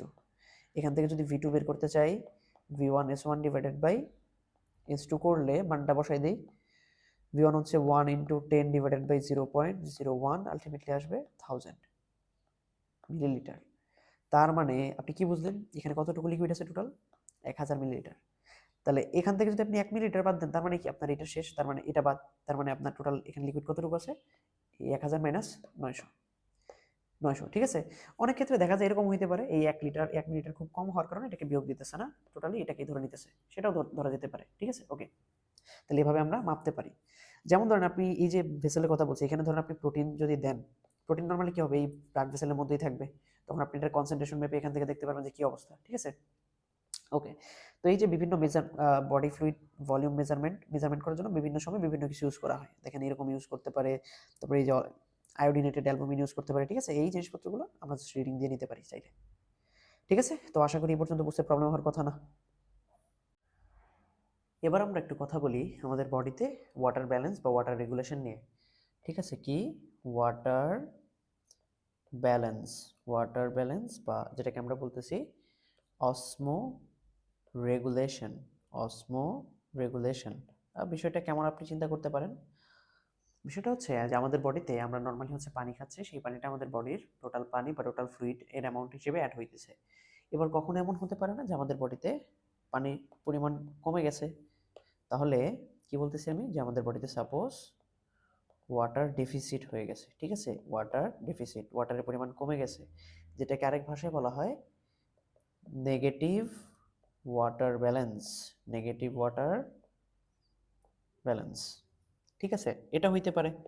অথবা আবার এরকম ঘটনাও ঘটতে পারে যে ওয়াটার ডেফিসিট না, বরং আমরা এত বেশি পরিমাণ পানি খেয়ে ফেলছি যে আমাদের ওয়াটার ডেফিসিট হওয়ার বদলে ওয়াটার এক্সেস হয়ে গেছে, ওয়াটার এক্সেস হয়ে গেছে, যেটাকে আমরা বলতেছি পজিটিভ ওয়াটার ব্যালেন্স। তো কখন কি ঘটনাটা ঘটে, সাপোজ আমরা হচ্ছে পর্যাপ্ত পরিমাণ পানি খাচ্ছি না, ঠিক আছে, পানি যদি পর্যাপ্ত না খাই আমাদের বডি থেকে ইনসেন্সিবল ওয়াটার লস হচ্ছে প্রতিনিয়ত, ঠিক আছে। তো দেখা যাবে আলটিমেটলি কি হবে, একটা সময় পর আমার যে ব্লাড বলি বা আমার যে বডির যে ভলিউমগুলো, এই বিভিন্ন ভলিউমের বিশেষ করে ব্লাডের অসমোলারিটি বেড়ে গেছে, অসমোলারিটি বেড়ে গেছে, ঠিক আছে, ঘন হয়ে গেছে আমাদের রক্তটা। আচ্ছা, তো যখনই ঘন হয়ে যাবে তখন সেম ব্লাড কি আমাদের মস্তিষ্ক বা আমাদের ব্রেইনে যাবে না, যাবে। তখন ব্রেইনে আমাদের হচ্ছে যে অসমো রিসেপ্টর আছে, এই অসমো রিসেপ্টরে সিগন্যাল যাবে, অসমো রিসেপ্টরে সিগন্যাল যাবে যে আমার রক্তটা ঘন, ঠিক আছে। তখন এই অসমো রিসেপ্টরটা কি করবে, থার্স্টি সেন্টারকে স্টিমুলেট করবে, কি থার্স্টি সেন্টারকে স্টিমুলেট করবে যে তুমি দ্রুত পানি খেতে বলো, ঠিক আছে, থার্স্টি সেন্টারটা স্টিমুলেটেড হবে। আচ্ছা, আবার দেখেন যখন ওয়াটার ডেফিসিট হবে তখন আমার বডিতে আলটিমেটলি ব্লাড ভলিউম কমে যাবে, ঠিক আছে, তখন কি হবে, হাইপোভলিউমে ডেভেলপ করবে, ব্লাড ভলিউম কমে গিয়ে। যখন ব্লাড ভলিউম কম বা হাইপোভলিউমে ডেভেলপ করবে তখন দেখেন কি ঘটবে, আপনি অলরেডি পড়ে আসছেন যে হাইপোভলিমিয়া হলে, যেহেতু হাইপোভলিমিয়া তার মানে ব্লাড প্রেশার কম, আর যখনই ব্লাড প্রেশার কম এই সিগন্যালটা ব্যারো রিসেপ্টরে যাবে, তাই না, ব্যারো রিসেপ্টরে যাবে। এখন ব্যারো রিসেপ্টরে সিগন্যালটা গেলে ব্যারো রিসেপ্টর কি দেখবে, যে ব্লাড প্রেশার কম, তো ব্লাড প্রেশার যদি কম থাকে ব্যারো রিসেপ্টর কি বুঝবে, যে পর্যাপ্ত পরিমাণ ব্লাড হয়তো নাই, বা যেহেতু প্রেশার কম আসতেছে সেই কারণে আলটিমেটলি কি করবে, সে ব্রেনে সিগন্যাল পাঠাবে, ঠিক আছে, ব্রেনে সিগন্যাল পাঠাবে, যেই সিগন্যালের কারণে আলটিমেটলি কি হবে, আলটিমেটলি আমাদের সিম্প্যাথেটিক নার্ভাস সিস্টেমটা স্টিমুলেটেড হবে। কোন সিস্টেম, সিম্প্যাথেটিক নার্ভাস সিস্টেম। পাশাপাশি এই হাইপোভলিমিয়া হলে কি হবে, আমাদের কিডনিতে বা রেনাল পারফিউশন কম হবে, তাই না, রেনাল পারফিউশন কম হবে, তাই না। আমরা তো দেখছি যে যেহেতু এখানে কি হইতেছে, হাইপোভলিমি হওয়ার কারণে ব্লাড ভলিউমও কম, তাহলে ওইখানে যে গ্লোমেরুলার ফিল্ট্রেট হওয়ার জন্য যে প্রেশারটা, টোটাল প্রেশারটা মেনটেন করতে পারবে না, যার কারণে কি হবে, আলটিমেটলি রেনাল ফ্লুইড বা রেনাল পারফিউশন কম হওয়ার কারণে গ্লোমেরুলার ফিল্ট্রেট কম তৈরি হবে, এবং এটার আলটিমেট কজ হিসেবে আপনি যে একটু আগে যেটা পড়ে আসছেন সেটা কি, সেটা হচ্ছে renin, angiotensin, aldosterone system activated হবে, ঠিক আছে। তো এই দুইটা মিলে আলটিমেটলি কি করবে, এই দুইটা মিলে আলটিমেটলি যেটা করবে সেটা হচ্ছে, টোটাল রেনিন পরিমাণ বাড়াবে, টোটাল রেনিনের পরিমাণ বাড়াবে। আর রেনিনের পরিমাণ যখন বাড়বে, রেনিন কি করে, আমরা তো জানি যে রেনিন বেশি হওয়া মানেই হচ্ছে অ্যানজিওটেনসিন 2 এর পরিমাণ বাড়া, ঠিক আছে। এই অ্যানজিওটেনসিন 2 আবার কিন্তু থার্স্টি সেন্টারকে স্টিমুলেট করতে পারে। এবং তাছাড়া কি হয়, এই রেনিন কি করে, এই রেনিন আবার এডি সিক্রেশন বাড়ায়, কি করে, অ্যান্টি ডাইউরেটিক হরমোন বাড়ায়, যেটা কি করে, অ্যান্টি ডাইউরেটিক হরমোন কি করবে, ওয়াটার রিঅ্যাবজর্পশন বাড়াবে, তাহলে এটা কি করে, ইনক্রিজড ওয়াটার রিঅ্যাবজর্পশন, ঠিক আছে, ইনক্রিজড ওয়াটার রিঅ্যাবজর্পশন। এই সব মিলে, এই সব উপরে যতগুলো ঘটনা আছে সবগুলো মিলে আলটিমেটলি কি হবে, সবগুলো মিলিয়ে আলটিমেটলি চেষ্টা করবে যেন পর্যাপ্ত পরিমাণ পানি বডিতে রাখতে পারে, ঠিক আছে, পর্যাপ্ত পরিমাণ পানি রিটেনশন করতে পারে, ঠিক আছে। এই পানি রিটেনশন করার মাধ্যমে আলটিমেটলি কি চেষ্টা করবে, যেন এই যে ওয়াটার ডেফিসিটটা হয়েছিল সেটা আলটিমেটলি নর্মালাইজ হয়ে যায়। কি হয়ে যায়? নর্মালাইজ হয়ে যায়। ঠিক আছে? আশা করি বুঝতে প্রবলেম হওয়ার কথা না। আচ্ছা, এই জিনিসটাকে আমি জাস্ট কপি করি। এই পরের ডে আমি এটাকেই ইউজ করব জাস্ট একটু ডিফারেন্ট ওয়েতে। আচ্ছা, এবার ধরেন যে আমার উল্টা ঘটনা ঘটছে, আমার বডিতে অলরেডি পানির পরিমাণ অনেক বেশি। ঠিক আছে? তাহলে পানির পরিমাণ যদি বেশি থাকে তাহলে আমাদের রক্তের ঘনত্ব এখন কি হবে? বেড়ে যাওয়ার বদলে কমে যাবে। কমে গেলে এখন অসমোরিসেপ্টরের মধ্যে কি আর সিগন্যাল পাঠাবে? অবশ্যই সিগন্যাল পাঠাবে না। সিগন্যাল না পাঠালে অসমোরিসেপ্টর তাহলে এখানে কি হবে? এদিকে সিগন্যাল তেমন যাইতেছে না। আমি তাহলে এটাকে ক্রস দেই। আসলে ক্রস দেওয়া উচিত না, মানে এখানে সিগন্যাল তো কম যাবে। ঠিক আছে? আমি কেন ক্রস দিচ্ছি? যেন হচ্ছে আপনার মনে থাকে ভালোভাবে। ঠিক আছে? তাহলে এখানে সিগন্যাল যাচ্ছে না, থার্স্টি সেন্টারকেও স্টিমুলেট করবে না। থার্স্টি সেন্টারকে যদি স্টিমুলেট না করে বেশি বেশি পানি আপনি খাবেন না। ঠিক আছে? ওয়াটার ইনটেক আপনার বেশি হবে না। আচ্ছা, পাশাপাশি এটা একটু মুছে দিলাম। পাশাপাশি এবার এখানে হাইপোভলিমিয়া না হয়ে হাইপার ভলিমিয়া হইতেছে। কি? হাইপার ভলিমিয়া হইতেছে। তাহলে এখানে কি ব্যারোরিসেপ্টরের মধ্যে দেখেন হাইপার ভলিমিয়া, ব্লাড ভলিউম যদি বেড়ে যায় তাহলে ব্লাড প্রেশারও বাড়বে, আর রেনাল পারফিউশনটাও কি হবে? বাড়বে। যেখানে এই জায়গাটাতে রেনাল পারফিউশনটা কি হইতেছিল? কমে যেতেছিল। তাহলে রেনাল পারফিউশন বাড়লে অবশ্যই renin angiotensin aldosterone system activated হবে না। আর বিপি বাড়লে এটা ব্যারোরিসেপ্টরকে সিগন্যাল পাঠাবে না, সিম্প্যাথেটিক সিস্টেমও আলটিমেটলি স্টিমুলেটেড হবে না, রেনিনও বেশি আসবে না। রেনিন কত আসবে? আমি এগুলো কাটা দিয়ে দিই। তাহলে রেনিন আসতেছে না বা রেনিন কম আসতেছে, অ্যানজিওটেনসিনও কম আসতেছে, অ্যান্টিডায়াবেটিক হরমোনও তেমন আসতেছে না, যার কারণে পর্যাপ্ত পানি বের হয়ে যাইতে পারতেছে। তার মানে এখন কি হবে? এখন ওয়াটার রিটেনশন না হয়ে, সেখানে কি কি লিখছি? রিটেনশন বানানটাতে কি লিখে রাখছি? রিটেনশন। ঠিক আছে? তাহলে এখন কি হবে? এখন হচ্ছে পর্যাপ্ত ওয়াটার এক্সক্রিশন হয়ে যাবে। এক্সক্রিশন হলে কি? এক্সট্রা যে ওয়াটার আমার বডি রেখে দিছিল সেটা এখন নর্মালাইজ হবে। ঠিক আছে? এইভাবে আলটিমেটলি আমার বডিতে ওয়াটার ব্যালেন্সটা মেনটেন হয়, যেটাকে আমরা বলতেছি অসমো রেগুলেশন। এখন ওয়াটার ডেফিসিট কেন হইতে পারে? এটা তো আপনি বুঝতেই পারতেছেন। আমরা কম কম পানি খেলে হইতে পারে, অথবা ধরেন আমার কি আছে, আমার এই যে অসমো রিসেপ্টরটা ভালোভাবে কাজ করতে পারতেছে না, বা হচ্ছে এই যে থার্স্টি সেন্টার, এই সেন্টারটা ড্যামেজ, তখন এরকম হইতে পারে। আচ্ছা, আর হচ্ছে পজিটিভ ওয়াটার ব্যালেন্স কখন হবে? সাপোজ পজিটিভ ওয়াটার ব্যালেন্স হওয়ার মানে কি আমার বডিতে পানির পরিমাণ বেশি। কখন আমার বডিতে পানি বাড়বে? দেখেন আমি এটার পক্ষে কিছু যুক্তি দিই। নাম্বার 1, দেখেন আমাদের বডিতে তখনই বেশি পানি বাড়বে যখন আমাদের বডিতে অ্যান্টি ডায়াবেটিক হরমোন ইনঅ্যাপ্রোপ্রিয়েটলি বেশি থাকবে। কি বলছি? Anti diabetic hormone. নর্মালি তো অ্যান্টি ডায়াবেটিক হরমোন নর্মাল থাকবে, তো একটা ডিজিজ আছে যেটাকে বলা হয় syndrome of inappropriate ADH release বা এসআইএডিএইচ। কি বলতেছি? সিনড্রোম অফ, আমি লিখে দেই, syndrome of inappropriate ADH release. এই ঘটনার মধ্যে কি হয়? এখানে হচ্ছে অনেক বেশি অ্যান্টিডায়াবেটিক হরমোন রিলিজ হওয়ার কারণে আলটিমেটলি ওয়াটার রিটেনশন বেশি বেশি হয়।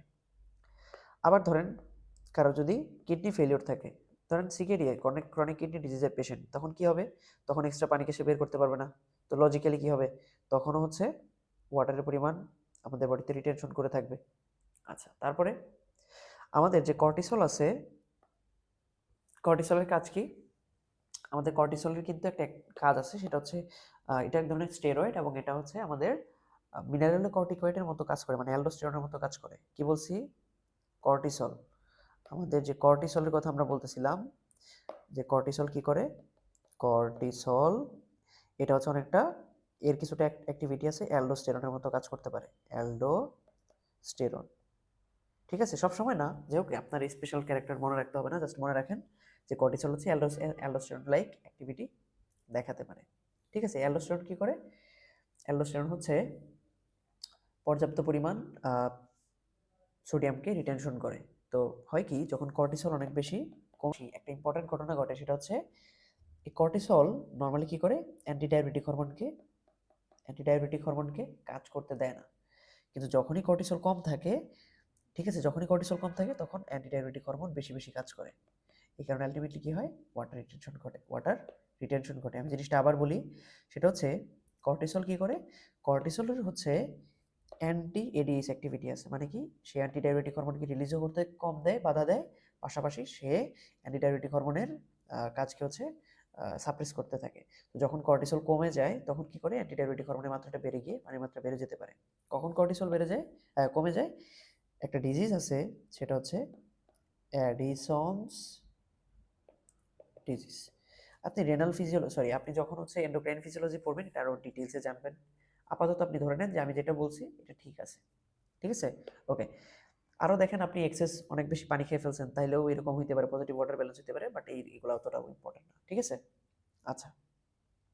তাহলে এগুলো আমরা কি পড়লাম? এগুলো হচ্ছে আমাদের কিভাবে ওয়াটার আমাদের হচ্ছে কি বলে ওয়াটার ব্যালেন্সটা মেনটেন হয়। এবার ধরেন ওয়াটার ব্যালেন্সটা মেনটেন হইলো না, কি হয়েছে? হয় আপনার বডি থেকে এক্সেস আপনার বডিতে ধরেন এক্সেস সোডিয়াম বা পানি আসতেছে, অথবা এক্সেস সোডিয়াম বা পানি বের হয়ে যেতেছে, যে কোনোটাই হইতে পারে। ঠিক আছে? পানি আসতে পারে বা সোডিয়াম বের হয়ে যেতে পারে, বা সোডিয়াম আসতে পারে আবার পানি বের হয়ে যেতে পারে, যে কোনোটাই করতে পারে। ঠিক আছে? তো আমি ধরতেছি যে আমার বডি থেকে যাই হোক, মেইন ঘটনা যাই হোক, সাপোজ এটা আমাদের ব্লাড ভেসেল, মেইন ঘটনা যাই হোক, এখান থেকে কোনো না কোনো কারণবশত পানি বের হয়ে যেতেছে। মানে প্রথম কথা কি, পানি বের হয়ে যেতেছে, মানে আমার বডি থেকে পানি বের হয়ে যেতেছে। বের হয়ে গেলে কি হবে?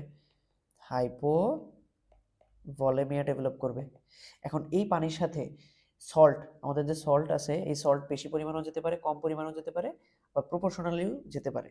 এই সব মিলাই আমরা এই হাইপোভলেমিয়াকে 3টা ভাগে ভাগ করতেছি। কি কি? ধরেন আমাদের যে পানি গেছে, আমাদের বডি থেকে যে পানি বের হয়ে গেছে, সেই পানির সমানুপাতিক হারেই সল্টটাও বের হয়ে গেছে। ঠিক আছে? সমানুপাতিক হারেই সল্টটা বের হয়ে গেছে। তার মানে কি? তার মানে আমাদের যে ব্লাডের যে ভলিউম, ব্লাডের যে কনসেন্ট্রেশন বা ব্লাডের যে ঘনমাত্রা, ধরেন আমাদের রক্তনালী থেকে যদি ব্লাডটাই বের হয়ে, ধরেন আমাদের রক্ত বের হয়ে যেতেছে বা আমাদের হচ্ছে হেমোরেজ হয়েছে, তখন কি হবে? এখানকার আমাদের রক্তও যাবে, রক্তের সাথে সাথে এই বিভিন্ন সল্টও যাবে। তার কারণ তাহলে কি হবে? তাহলে হচ্ছে রক্তের যে ঘনমাত্রাটা ছিল সেম ঘনমাত্রার ফ্লুইড বের হয়ে যাওয়ার কারণে রক্তের ঘনমাত্রাটা সেম থাকবে, বাট ভলিউমটা কমে যাবে। ঠিক আছে? মানে বিষয়টা কেমন? ধরেন এখানে আপনার হচ্ছে গ্লুকোজের কি আছে, এখানে ধরেন আপনি হচ্ছে স্যালাইন বা যেটাই হোক একটা শরবত তৈরি করে সাপোজ এখানে রেখে দিচ্ছেন। একটু পরে কি করলেন? আপনি 1 গ্লাস স্যালাইন এখান থেকে বের করে নিলেন। আপনার টোটাল স্যালাইন কিন্তু কমে গেল, বা আপনার টোটাল গ্লুকোজের শরবত কিন্তু কমে গেল, কিন্তু এখানকার মিষ্টতা কিন্তু চেঞ্জ হয় নাই। ঠিক আছে? এটাকে আমরা বলতেছি যে এখানকার টনিসিটি, এখানকার কনসেন্ট্রেশনটা সেম থাকতেছে, এটাকে বলতেছি আইসোটনিক। আর যেহেতু ভলিউমটা কমে যেতেছে এই জন্য বলতেছি হাইপোভলেমিয়া। এবার হাইপারটনিক হাইপোভলেমিয়া মানে কি? মানে এখানকার ভলিউম তো কমে গেছে, হাইপারটনিক কেন হয়েছে? হাইপারটনিক মানে কি? মানে হচ্ছে এখানে ঘনমাত্রাটা, কনসেন্ট্রেশনটা বেশি। কি বলছি? কনসেন্ট্রেশনটা বেশি। কনসেন্ট্রেশন কখন বেশি হবে? যখন হচ্ছে সল্টটা কম বের হয়ে যাবে। তাহলে এখানে পানি বেশি বের হয়ে যাবে সল্টের তুলনায়। তাহলে বেশি সল্ট যদি এখানে আটকা পড়ে থাকে, তাহলে সল্টের কারণে কি হবে? আলটিমেটলি এই জায়গাটা বেশি ঘন লাগবে, তাই না? এখানে বেশি ঘন লাগবে। ঠিক আছে? ওকে, হাইপারটনিক হবে তখন। আর হাইপোটনিক কখন? দেখেন হাইপোটনিক মানে এখানে কি, এখানে ঘনমাত্রাটা কমে গেছে। ঘনমাত্রা কখন কমে যাবে? তখন এখান থেকে পানিও বের হয়ে গেল, সল্টও বের হয়ে গেল। যদি বেশি সল্ট বের হয়ে যায় তখন কি, এখানে বেশি বেশি পানি পড়ে থাকবে। তাহলে ধরেন গ্লুকোজ যদি বেশি বের হয়ে যায় একটা শরবত থেকে, ঠিক আছে, তাহলে ওখানে কি হবে? এটার মিষ্টতাটা এমনিতেই কমে যাবে, এটা হাইপোটনিক হয়ে যাবে। ঠিক আছে? তাহলে এখানে দেখা যায় কি, এখানে পানির থেকে সল্টটা বেশি বের হয়ে যায়। আচ্ছা, এবার চিন্তা করেন তো, বডি সোডিয়ামের কথা চিন্তা করেন তো। 3টা ক্ষেত্রেই যেহেতু সল্ট বের হয়ে যেতেছে, সল্ট মানে কি, সোডিয়াম বের হয়ে যেতেছে, তাহলে 3টা ক্ষেত্রেই আমার বডি সোডিয়াম ডাউনফল হয়ে যাবে, কমে যাবে। আচ্ছা, প্লাজমা সোডিয়াম। এবার প্লাজমা সোডিয়ামের কথায় আসি। আইসোটনিক যেহেতু, দেখেন প্লাজমা বা এই জায়গাটিতে যে সোডিয়াম আছে এটার কনসেন্ট্রেশন চিন্তা করেন, প্লাজমা সোডিয়ামের যে কনসেন্ট্রেশন, ঠিক আছে, আমরা এইখানে একটু ব্র্যাকেট দেই যেন আমরা বুঝতে পারি যে এখানে আমি কনসেন্ট্রেশন বুঝাইতেছি। ঠিক আছে? কনসেন্ট্রেশন বুঝাইতেছি। দেখেন এখানে যেহেতু আইসোটনিক, আইসোটনিক মানে কি? মানে হচ্ছে এখানে ঘনমাত্রাটা, সোডিয়ামের ঘনমাত্রাটা সেম আছে, তাহলে এটা এখানে সোডিয়ামের ঘনমাত্রাটা নরমাল। হাইপারটনিক মানে কি? তাহলে এখানে ঘনমাত্রাটা বেশি আছে যার কারণে হাইপারটনিক। ঠিক আছে? প্লাজমা সোডিয়ামের ঘনমাত্রা বেশি, আমি কিন্তু পরিমাণ বলতেছি না, ঘনমাত্রা বলতেছি, কারণ এখান থেকে বেশি পানি বের হয়ে গেলে এখানে লবণটা বেশি পড়ে থাকবে। আচ্ছা, আর হাইপোটনিকে কি হইতেছে? যেহেতু সল্টটা বেশি বের হয়ে যেতেছে, তাহলে এখানে ঘনমাত্রাটা কমবে। ঠিক আছে? প্লাজমা সোডিয়ামের ঘনমাত্রাটা কমবে। এবার দেখেন আইসোটনিকের ক্ষেত্রে কি, যে এখান থেকে সেম ঘনমাত্রার পানি বের হয়ে যাওয়ার কারণে এখানে ঘনমাত্রা যেহেতু এখানে যা আছে আবার এখানে যে কোষ সেখানে ঘনমাত্রা সেম, এই কারণে কোনো পানি আলটিমেটলি দিক থেকে এদিকে আসবে না। ঠিক আছে? কোনো পানি আসবে না, কারণ কি, এখানে ঘনমাত্রার কোনো চেঞ্জ হয় নাই। ঠিক আছে? তো এতে হবে কি, এই যে সেলের যে ভলিউম, এই ভলিউমটা চেঞ্জ হবে না। ঠিক আছে? সেলের ভলিউমটা নর্মালি থাকবে। তাহলে এইখানে আমরা দিচ্ছি আইসিএফ, ইন্টারসেলুলার ভলিউমটা নর্মাল থাকবে, বাট ইসিএফ ভলিউম কি, কমে যেতেছে। এক্সট্রাসেলুলার ফ্লুইডের ভলিউমটা কমে যাইতেছে। আর এখানে আমরা যদি দেখি আলটিমেটলি হাইপোভলিমিয়া যেহেতু হইতেছে তিনটার ক্ষেত্রেই, তাহলে তিনটা ক্ষেত্রে আমার ভলিউম কমে যাবে, তিনটা ক্ষেত্রে আমার ভলিউম কমে যাবে, ঠিক আছে, ইসিএফ ভলিউম কমে যাবে। এবার আসি, যদি হাইপারটনিক হাইপোভলিমিয়া হয় মানে কি, রক্তনালীর ভেতরে অধিক ঘন অবস্থা, অনেক ঘন, ঠিক আছে, যদি অনেক বেশি ঘন থাকে তাহলে আশেপাশের যে কোষ, আশেপাশের কোষের তো ঘনমাত্রা কম, তাহলে আলটিমেটলি কি হবে, দেখা যাবে কি যে এদিক থেকে পানিটা এদিকে আলটিমেটলি চলে আসতেছে, ঠিক আছে, এদিক থেকে পানি অসমোসিস হয়ে চলে আসতেছে, যদি চলে আসে তাহলে ইন্ট্রাসেলুলার যে ফ্লুইড বা আইসিএফ এর ভলিউম কি কমে যাওয়া উচিত না হাইপারটনিকের ক্ষেত্রে? হ্যাঁ, তাহলে এখানে কমে যাবে, তাহলে এখানে কমে যাবে। আর হাইপোটনিকের কথা চিন্তা করেন, এটা ঠিক উল্টা, এটা ঠিক উল্টা, তখন কি হবে যে এখানে আমার যে রক্তনালী আছে, এখানে যে রক্তনালী আছে, এইখানে যে ফ্লুইডটা আছে এটা হচ্ছে কম ঘন, ঠিক আছে, কম ঘন, তুলনামূলক আমাদের যে সেলটা, সেলের ভিতরে হচ্ছে ঘনমাত্রাটা বেশি, তাহলে কি হবে, এবার পানি এখান থেকে এখানে ঢুকে যাবে, যদি ঢুকে যায় তাহলে ইন্ট্রাসেলুলার ফ্লুইড কি, সেলের ভিতরে ফ্লুইড বেশি হয়ে যাবে এখন, তাই না? তাহলে এখানে এখন সেলের ভিতরে ফ্লুইডটা বেশি হয়ে যাবে, ঠিক আছে, আর এটাতে কমে গেছিল, ঠিক আছে, ওকে। তারপরে দেখেন osmotic pressure in intracellular fluid and extracellular fluid, এখানে তো অসমোটিক প্রেশার চেঞ্জ হবে না, কারণ কি সল্ট তো কি আছে প্রপোর্শনাল লেভেলে যেহেতু আছে, অসমোটিক প্রেশারটা এখানে নর্মাল থাকবে, অসমোটিক প্রেশারটা নর্মাল থাকবে, ঠিক আছে, কারণ কি পানি যে লেভেলে আছে সেটার প্রপোর্শনাল লেভেলই সল্ট আছে। এখানে চিন্তা করেন, এখানে চিন্তা করেন সল্টের পরিমাণটা কম্পারেটিভলি বেশি আছে, মানে যে পরিমাণ পানি বের হয়ে গেছে তার চেয়ে কম সল্ট বের হয়ে গেছে, কম সল্ট যদি বের হয়ে যায় তাহলে অসমোটিক্যালি অ্যাক্টিভ পার্টিকেল তুলনামূলক বেশি, তাহলে যদি বেশি হয় তাহলে এখানে অসমোটিক প্রেশারটাও বেশি হবে, ঠিক আছে, অসমোটিক প্রেশারটাও বেশি হবে। আচ্ছা, আর এবার আসি হাইপোটনিক, যেটা এখানে বেশি কি হয়েছে, এখানে সল্টটা বেশি বের হয়ে গেছে, পানিটা বেশি আছে, তাহলে সল্ট যদি বেশি বের হয়ে যায় তাহলে অসমোটিক প্রেশারটা আলটিমেটলি ফল করবে, কারণ অসমোটিক্যালি পার্টিকেলটা বের হয়ে যেতেছে, ঠিক আছে, ওকে। তো এর মধ্যে আমরা যদি একটু দেখি সত্যিকার অর্থে আমি যদি বলি, এই দুইটা ঘটনা প্রায়শই দেখা যায়, এই দুইটা ঘটনা প্রায়শই দেখা যায়, বাট এই ঘটনাটা খুব বেশি দেখা যায় না, ঠিক আছে, এটা প্রায় রেয়ার অনেকটাই। আচ্ছা, কজ, এখন এখন আসি কজ কি কি আছে, অনেক কজই থাকতে পারে। দেখেন এই যে আমাদের যে রক্তনালী, চিন্তা করেন তো আমাদের রক্ত যদি এখান থেকে বের হয়ে যায়, রক্তের ঘনমাত্রা, তাহলে রক্ত বের হয়ে যাওয়া মানে কি, রক্ত লবণ প্লাস পানি দুইটা নিয়ে বের হয়ে যেতেছে, তাহলে আইসোটনিক ভলিউম লস হইতেছে, তাই না? তাহলে আমরা এখানে বলতে পারি বিভিন্ন ধরনের হেমোরেজ, বিভিন্ন ধরনের হেমোরেজ, ঠিক আছে। আচ্ছা, নাম্বার ওয়ান। তারপরে বিভিন্ন ধরনের ফিস্টুলাতে এই চেঞ্জগুলো আসতে পারে। ফিস্টুলা জিনিসটা কি, ফিস্টুলা মানে হচ্ছে ধরেন যে আমাদের বডিতে, ধরেন আর একটা জিনিস আছে যে আর্টারি আর ভেন, ধরেন এটা আর্টারি, এটা হচ্ছে ভেন, সাপোজ আমি জাস্ট বোঝানোর জন্য বলতেছি, নর্মালি এদের মধ্যে কোনো কানেকশন থাকে না, তো এমন যদি হয় যে অ্যাবনর্মালি এদের মধ্যে একটা কানেকশন তৈরি হয়ে গেছে অযথা, এটাকে বলি কি, এটাকে বলি ফিস্টুলা, মানে যে জায়গায় কোনো কানেকশন থাকার কথা না সেখানে নতুন করে কানেকশন তৈরি হইতেছে, সেটাকে আমরা বলতেছি ফিস্টুলা, ঠিক আছে, ওকে। ধরেন আমরা এরকম বললাম যে এটা আমাদের ইন্টেস্টাইন, আমাদের নর্মাল ইন্টেস্টাইন তো এরকম থাকে, বাট একসময় কি হলো, এই ইন্টেস্টাইনটা আমাদের ইন্টেস্টাইনের সাথে, সাপোজ আমাদের পেটের সাথে এমন কানেকশন তৈরি হলো যে ইন্টেস্টাইন থেকে ফ্লুইডগুলো আমাদের পেট, মানে আমাদের বডির বাইরে লিকেজ করতেছে, তখন আমরা এটাকে কি বলবো, এটা হচ্ছে ইন্টেস্টিনাল ফিস্টুলা। প্যানক্রিয়াসের মধ্যে সেম টাইপের ফিস্টুলা থাকলে সেটা প্যানক্রিয়াটিক ফিস্টুলা, বিলিয়ারি ট্র্যাক্টের মধ্যে থাকলে বিলিয়ারি ফিস্টুলা, যেটাই থাকুক, এই যে বিভিন্ন ধরনের ফিস্টুলা, এটাতে কি হয়, দেখেন আমাদের বডিতে বডির অনেক বেশি বা ম্যাক্সিমাম জায়গাতে কি থাকে, আইসোটনিক ফ্লুইড থাকে, কি থাকে, আইসোটনিক ফ্লুইড।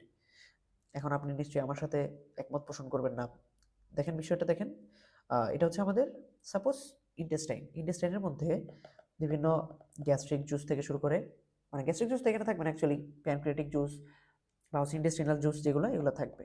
আচ্ছা, এবার একটু চিন্তা করেন তো, এখানে কি অনেক কোষ আছে না, কোষ আছে, এই যে কোষ, কোষের যে পানি আর কোষের যে বিভিন্ন ধরনের ইলেকট্রোলাইট সব মিলাই এখানে কোষের ভিতরে একটা সবসময় একটা কনস্ট্যান্ট কি থাকবে, কনসেন্ট্রেশন থাকবে, আর আমাদের বডির যে ম্যাক্সিমাম সেল বা সব সেল এদের কনসেন্ট্রেশন মোটামুটি কাছাকাছি থাকবে। এবার আপনি চিন্তা করেন যে এখানে ভেতরের ঘনমাত্রা আর এখানকার ঘনমাত্রা যদি চেঞ্জ হয় তাহলে কি হতে পারে, কম বেশি হলে হয় এদিক থেকে এদিকে ফ্লুইড আসবে বা এদিক থেকে এদিকে ফ্লুইড আসবে। আবার চিন্তা করেন এদিকে এর কাছেই তো ব্লাড ভেসেল, তাই না, ব্লাড ভেসেল, তার মানে এইখানে কনসেন্ট্রেশন চেঞ্জ হওয়া মানে এখানেও কনসেন্ট্রেশন চেঞ্জ হওয়া।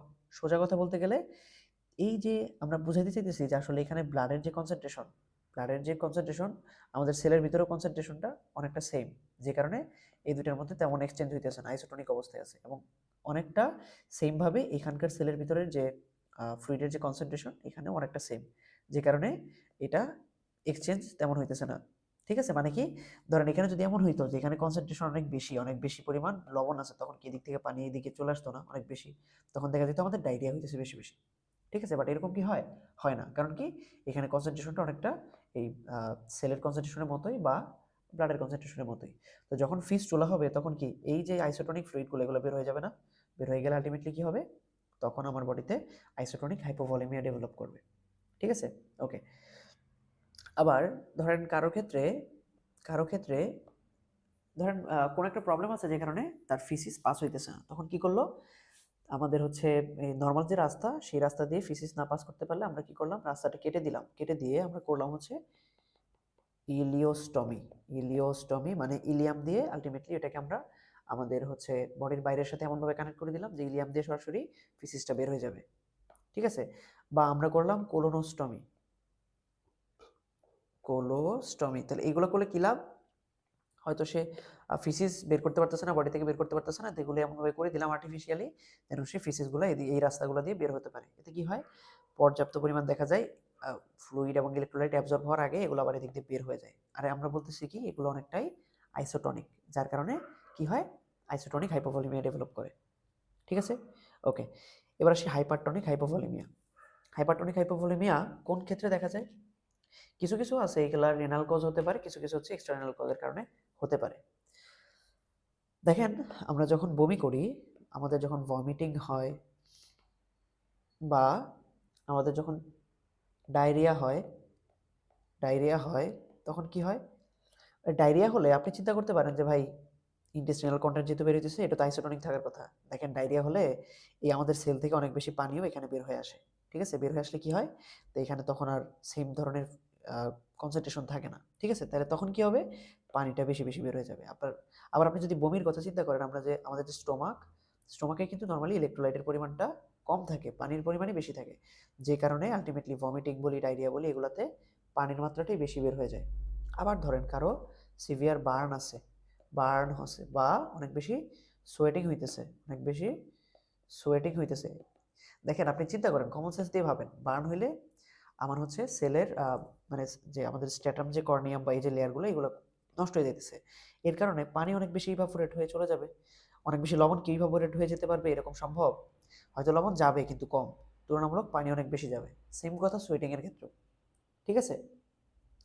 আবার যদি এরকম হয় যে কোনো সমস্যা তখন এরকম হতে পারে, যেমন আপনাদের বইয়ে, তো এই এক্সফোলিয়েটিভ ডার্মাটাইটিসে স্কিন লেয়ারগুলো উঠে যেতে পারে, যার কারণে স্কিনের মধ্য দিয়ে আলটিমেটলি অনেক বেশি পানি লস হতে পারে, যেটা অনেকটাই বার্নের মতোই। ঠিক আছে? আমি জাস্ট নামটা লিখে দিই, সেটা কি? সেটা হচ্ছে এক্সফোলিয়েটিভ ডার্মাটাইটিস। ঠিক আছে? এখানে হতে পারে। আচ্ছা, এগুলো তো এক্সট্রা রেনাল, কিডনির বাইরে। আর রেনালও বিভিন্ন কজ আছে, যেমন আপনি ধরেন ডায়ুরেটিক্স ইউজ করলেন। ডায়ুরেটিক্স মানে কি? বিভিন্ন ধরনের ড্রাগস, যেগুলো কি করে আমাদের বডি থেকে ইনক্রিজ অ্যামাউন্ট অফ ওয়াটার এবং সাথে হচ্ছে ইনক্রিজ অ্যামাউন্ট অফ সল্ট এদেরকে বের করে দেয়। ঠিক আছে? মেইনলি হচ্ছে ওয়াটারকে বের করে দেয়। তাহলে এই ডায়ুরেটিক্স ইউজ করলে এরকম হতে পারে। তাছাড়াও নর্মালি আমাদের যদি হাইপারটেনশন না বলি, ডায়াবেটিস মেলিটাস যদি থাকে, তাহলে ডায়াবেটিস মেলিটাসের ক্ষেত্রে অসমোটিক অসমোটিক ডায়ুরোসিস হতে পারে। কি হতে পারে? অসমোটিক ডায়ুরোসিস হতে পারে। জিনিসটা কেমন? ধরেন এটা হচ্ছে আমাদের গ্লোমেরুলাস, এটা আমাদের গ্লোমেরুলাস, সরি বোমেন্স ক্যাপসুল, আর এটা হচ্ছে আমাদের গ্লোমেরুলাস। তো যখন এই গ্লোমেরুলাসে অলরেডি গ্লুকোজের কনসেন্ট্রেশন বেশি থাকে, তখন এই গ্লুকোজগুলো অনেক বেশি এখানে আসে। তো এটা এত বেশি থাকে যে এখানে কিছু সেল আছে যেগুলো এতে অ্যাবজর্ব করেই, বাট সব অ্যাবজর্ব করতে পারে না, যার কারণে এখানে গ্লুকোজের কনসেন্ট্রেশনটা বেশি থাকে। এই কনসেন্ট্রেশন বেশি থাকার কারণে আশেপাশের কোষ থেকে পানি কেটে নিয়ে আসে এবং আলটিমেটলি ইউরিন হিসেবে বের হয়ে যায়। ঠিক আছে? এটা কি? এটা হচ্ছে আমাদের এই অসমোটিক ডায়ুরেটিসিস। এটা হচ্ছে আমাদের হাইপারটোনিক হাইপোভলিমিয়ার কজ। এবার আসি হাইপোটোনিক হাইপোভলিমিয়ার কজ। এটা সচরাচর দেখা যায় না। ঠিক আছে? তাহলে এটা কেন হয়? এটা মেইনলি হয় হচ্ছে যে কখনো যদি হয় এরকম যে এই যে আইসোটোনিক হাইপোভলিমিয়া অথবা হাইপারটোনিক হাইপোভলিমিয়ার যে পেশেন্ট, এই পেশেন্টগুলোকে যদি হচ্ছে আইভি ভলিউম দেওয়া হয়, আইভি ফ্লুইড দেওয়া হয়, ঠিক আছে? এই আইভি ফ্লুইড যদি সোডিয়াম ক্লোরাইড ছাড়া দেওয়া হয়, মানে কি? মানে আমরা এখানে যে আইভি ফ্লুইডটা দিব, এই আইভি ফ্লুইডে যদি সোডিয়াম ক্লোরাইডের মাত্রাটা অনেক কম হয়, ঠিক আছে? তখন এই দুইটা থেকে আলটিমেটলি কি ডেভেলপ করতে পারে? Hypotonic hypovolaemia. মানে হচ্ছে আমার যে পেশেন্টটা এই দুই ধরনের সমস্যা নিয়ে আসতেছিল, এই পেশেন্টকে আমি সোডিয়াম ক্লোরাইড ছাড়া যদি ওয়াটার ইনফিউশন দিই, মানে ওয়াটার না, মানে কোনো স্যালাইন দিই, বা সোডিয়াম ক্লোরাইডের মাত্রা ওখানে যদি কম থাকে, সেখান থেকে আলটিমেটলি হাইপোটনিক হাইপোভলিমিয়া ডেভেলপ করতে পারে। তাহলে এখানকার কজ কি কি? আলটিমেটলি এই দুইটার যে কজ, এইগুলোই এখানে লিখে দিবেন। কেন? কারণ আলটিমেটলি এগুলো হলেই তো আপনি হচ্ছে স্যালাইন দিবেন, আলটিমেটলি এটা ডেভেলপ করবে। ঠিক আছে, এগুলো লিখে দিতে পারবেন এখানে। আমি তাহলে শুধু টিক মার্কটা দিয়ে দিলাম। ঠিক আছে, তাহলে এগুলো কি? এগুলো হচ্ছে আমাদের হাইপোভলিমিয়া রিলেটেড কথাবার্তা। এবার আমরা একটু হাইপার ভলিমিয়া নিয়ে কথা বলি। সরি, প্রথমত এখানে যে লস কথাটা লেখা আছে, এখানে লস হবে না। হাইপার ভলিউমিয়া মানে বডিতে ভলিউম বাড়তেছে, তার মানে এখানে অবশ্যই গেইন হবে। আচ্ছা, আইসোটোনিক হাইপার ভলিউমিয়া মানে কি? আমার যে ফ্লুইডটা গেইন হইতেছে, ওই ফ্লুইডের কনসেন্ট্রেশন আমাদের ব্লাডের কনসেন্ট্রেশনের মতোই। ঠিক আছে, মানে যে ফ্লুইডটা আমরা নিতেছি সেটা হচ্ছে আলটিমেটলি আইসোটনিক। ঠিক আছে, এই জন্য এটাকে বলতেছে আইসোটনিক হাইপার ভলিউমিয়া। হাইপারটনিক হাইপারভলিমিয়া জিনিসটা কেমন? হাইপারটনিক হাইপারভলিমিয়া মানে হচ্ছে আমি যখন হাইপারটনিক ফ্লুইড নিতেছি, কি হাইপারটনিক ফ্লুইড নিতেছি মানে অনেক বেশি ঘন ফ্লুইড নিতেছি, যার কারণে আবার আলটিমেটলি বডিতে তো ফ্লুইড বাড়তেছে, যার কারণে হাইপারভলিমিয়া হইতেছে। আর হাইপারটনিক কেন হইতেছে? কারণ আমার ব্লাডটা কেন হাইপারটনিক হইতেছে? কারণ আমি ফ্লুইডটা নিতেছি হাইপারটনিক। ঠিক আছে, ওকে। আর হাইপোটনিক হাইপারভলিমিয়া মানে কি? হাইপারটনিক কখন হবে? যখন আমি হাইপারটনিক ফ্লুইড গেইন করব, তখন আমার এটাও হাইপারটনিক লেখা আছে, একটু মিস্টেক, এটা হাইপোটনিক হাইপোটনিক হাইপারভলিমিয়া। ঠিক আছে, তাহলে এখানে আমি কি ধরনের ফ্লুইড গেইন করছি? হাইপোটনিক ফ্লুইড গেইন করছি। ঠিক আছে, ওকে। তাহলে দেখেন আমি এটাকে এখন, তাহলে আমাদের বডি সোডিয়ামের কথা চিন্তা করেন, যেহেতু হাইপার ভলিমিয়া হইতেছে, তাহলে বডি সোডিয়াম কি সবগুলো ক্ষেত্রেই বাড়বে, তাই না? বাড়বে, বডি সোডিয়াম বাড়বে। ওকে, প্লাজমা সোডিয়াম দেখেন এখানেও আমি কিন্তু কনসেন্ট্রেশন বোঝাচ্ছি। ঠিক আছে, তাহলে কনসেন্ট্রেশন, যেখানে আমি আইসোটনিক ফ্লুইড নিতেছি সেখানে কনসেন্ট্রেশন নর্মাল থাকবে, কারণ কনসেন্ট্রেশন হচ্ছে ব্লাডও যেরকম ছিল এখানে ফ্লুইডটাও আইসোটনিক। আর হাইপারটনিক হাইপারভলিমিয়াতে দেখেন প্লাজমা সোডিয়ামের কনসেন্ট্রেশনটা বাড়বে, আর হাইপোটনিকের ক্ষেত্রে কমবে। ঠিক আছে, আচ্ছা। তারপরে ইসিএফ ভলিউম, এক্সট্রাসেলুলার ফ্লুইডের ভলিউম দেখেন এই ক্ষেত্রে অবশ্যই বাড়বে। হাইপারটনিক হাইপারভলিমিয়ার ক্ষেত্রে কি হবে? হাইপারটনিক হাইপারভলিমিয়াতে ইসিএফ ভলিউম তো বাড়বেই, এবং এটা হাইপারটনিক হওয়ার কারণে আলটিমেটলি আইসিএফ ভলিউমটা কমে যাবে। আর আসলে তিনটাতেই তো আলটিমেটলি কি হইতেছে? ইসিএফ ভলিউম বাড়তেছে। ঠিক আছে, এখানে এখানে দেখেন আইসিএফ এর ক্ষেত্রে কি চেঞ্জ হইতেছে, সেটা হচ্ছে আইসোটনিক ফ্লুইড আসার কারণে মানে ব্লাডের কনসেন্ট্রেশনটা সেম থাকার কারণে এখানে কোষ থেকে কোনো পানি এখানে যেতে হচ্ছে না, তার মানে এই জায়গাটাতে আমার আইসিএফ ভলিউম তেমন চেঞ্জ হচ্ছে না। বাট এই জায়গাটার কথা চিন্তা করেন, এই জায়গাটার ক্ষেত্রে কি হয়? তাহলে আগে প্রথমটা দেখি, তাহলে প্রথমটার ক্ষেত্রে আইসিএফ ভলিউমটা নর্মাল। হাইপারটনিক হাইপারভলিউমের ক্ষেত্রে কি হয়? হাইপারটনিক হাইপারভলিউমের ক্ষেত্রে এখানে হচ্ছে অলরেডি ঘনমাত্রা বেশি, যদি ঘনমাত্রা বেশি থাকে তাহলে এখান থেকে পানি এদিকে চলে আসবে, তাহলে কি ঘটবে? তাহলে আলটিমেটলি আইসিএফ এর ভলিউমটা কমে যাবে। তাহলে আইসিএফ এর ভলিউম, আচ্ছা আইসিএফ কোথায় লিখলাম? আইসিএফ এর ভলিউমটা কমে যাবে এখানে, আর এখানে কি হবে? বেড়ে যাবে। কেন? কারণ এইখানে যে ফ্লুইডটা আছে এই ফ্লুইডটা তুলনামূলক হচ্ছে কম ঘন, এর কারণে এখানে পানির পরিমাণটা বেশি, তাহলে এই দিক থেকে পানিগুলো এদিকে চলে আসবে। ঠিক আছে, ওকে। আর অসমোটিক্যালি অ্যাক্টিভ পার্টিকেল যদি বাড়ে তাহলে অসমোটিক প্রেশারটা বাড়বে। নর্মালি কি হইতেছে? এখানে অসমোটিক প্রেশারটা নর্মাল থাকবে, কারণ কি সমানুপাতিক হারে আসতেছে, তাই না? তাহলে এখানে নর্মাল। হাইপারটনিক হাইপোভলিউমিয়াতে যেহেতু বেশি আসতেছে এই জন্য বেড়ে যাবে। আর হাইপোটনিক হাইপোভলিউমিয়াতে দেখেন পানি বেশি আসতেছে, তুলনামূলক সলিড কম আসতেছে, তার কারণে এখানে এই ইয়েটা কমবে। ঠিক আছে, কমবে। তাহলে আইসোটনিক ফ্লুইড কি বলেন তো? আমরা যে স্যালাইন খাই, যে নর্মাল স্যালাইন বলতে যেটা ইনফিউশন করা হয় আলটিমেটলি, এই নর্মাল স্যালাইন যদি বেশি মাত্রায় নিয়ে নিই তখন এটা কি হবে? হাইপারভলিউমিয়া ডেভেলপ করবে এবং হাইপারটনিক হাইপারভলিউমিয়া কখন হবে? যদি আমি হাইপারটনিক কোনো স্যালাইন নিয়ে নিই, কি হাইপারটনিক স্যালাইন যদি নেই, ঠিক আছে, তখন তাছাড়া কি হতে পারে? তাছাড়া যদি এরকম হয় যে অ্যালডোস্টেরনের বেশি সিক্রেশন হইতেছে, অ্যালডোস্টেরন বেশি সিক্রেট হলে কি হবে? বেশি বেশি সোডিয়াম এবং তার সাথে পানিও আমাদের বডিতে রিটেনশন করবে, আর সোডিয়ামটা বেশি বেশি মেইনলি রিটেনশন করবে, যার কারণে হাইপারটনিসিটি ডেভেলপ করবে। তাহলে কখন অ্যালডোস্টেরন বেড়ে যায়? একটা রোগ আছে, নাম হচ্ছে কনস সিনড্রোম। কি কনস সিনড্রোম, ঠিক আছে। আচ্ছা, আবার দেখেন আমরা জানি যে আমাদের কর্টিসল কিছুটা অ্যালডোস্টেরনের মতো অ্যাক্টিভিটি দেখায়। তার মানে কর্টিসল বাড়লেও অ্যালডোস্টেরনের মতো অ্যাক্টিভিটি বাড়বে, মানে মিনারেলো কর্টিকয়েড অ্যাক্টিভিটি বাড়বে। কখন কর্টিসল বাড়ে? একটা ডিজিজ আছে কুশিং সিনড্রোম। কি সিনড্রোম? Cushing syndrome. এটাও আপনারা এন্ডোক্রাইন ফিজিওলজিতে ভালো বুঝতে পারবেন, ঠিক আছে। আচ্ছা, আবার দেখেন স্টেরয়েড যদি বাড়ে, এই যে আমরা অ্যালডোস্টেরন বলি, কর্টিসল বলি, এগুলো তো স্টেরয়েড, তাহলে স্টেরয়েড বাড়লেও আলটিমেটলি কি হবে? সোডিয়াম রিটেনশন বেশি বেশি হবে, আলটিমেটলি হাইপারটনিক হাইপারভলিমিয়া, ঠিক আছে। আর হাইপোটনিক হাইপারভলিমিয়া দেখেন, আপনি যদি এরকম হয় যে হাইপোটনিক হাইপারভলিমিয়া কখন হবে, হাইপারভলিমিয়া কখন হবে, হাইপোটনিক কেন? দেখেন ধরেন আপনার বডি থেকে চিন্তা করেন, আপনার যদি হার্ট ফেলিউর হয়, হার্ট ফেলিউর হলে কি হবে? হার্ট ফেলিউর হইলে আপনার কিডনি পর্যাপ্ত পরিমাণ ব্লাড পাবে না। কেন? এটা হচ্ছে আপনার হার্ট। আচ্ছা, আমি এখানে একটু হার্টের ছবি, সাপোজ এটা আমার হার্ট আর এটা হচ্ছে আমার কিডনি, এটা হচ্ছে আমার কিডনি। চিন্তা করেন এখানে হার্ট পর্যাপ্ত পরিমাণ কি করতে পারতেছে না, পাম্প করতে পারতেছে না, এখানে পাম্পিং অ্যাক্টিভিটি কমে গেছে। তখন এ কিভাবে এভাবে হচ্ছে আমার কাছে পর্যাপ্ত ব্লাড আসতেছে না, তাহলে কি হয়তো আমার ভ্যাসোডিলেশন করতে হবে, রেনিন অ্যাঞ্জিওটেনসিন সিস্টেমটাকে হয়তো অ্যাক্টিভেট করতে হবে, হয়তো ব্লাড প্রেশার কম। তখন এ কি করবে? তখন হচ্ছে আলটিমেটলি রেনিন অ্যাঞ্জিওটেনসিন অ্যালডোস্টেরন সিস্টেমটাও অ্যাক্টিভেটেড হবে, একই সাথে অ্যান্টিডাইউরেটিক হরমোনের মাত্রাটাও বাড়বে। এই অ্যান্টিডাইউরেটিক হরমোনটা বেশি বাড়ার কারণে আলটিমেটলি বেশি পরিমাণ পানি অ্যাবজর্পশন হবে, যার কারণে হাইপোভলিমিয়া ডেভেলপ করবে। কখন? কনজেস্টিভ কার্ডিয়াক ফেলিওরে, ঠিক আছে। আচ্ছা, আবার ধরেন এরকম হইলো যে কারো নেফ্রোটিক সিনড্রোম ডেভেলপ করছে। নেফ্রোটিক সিনড্রোম মানে কি?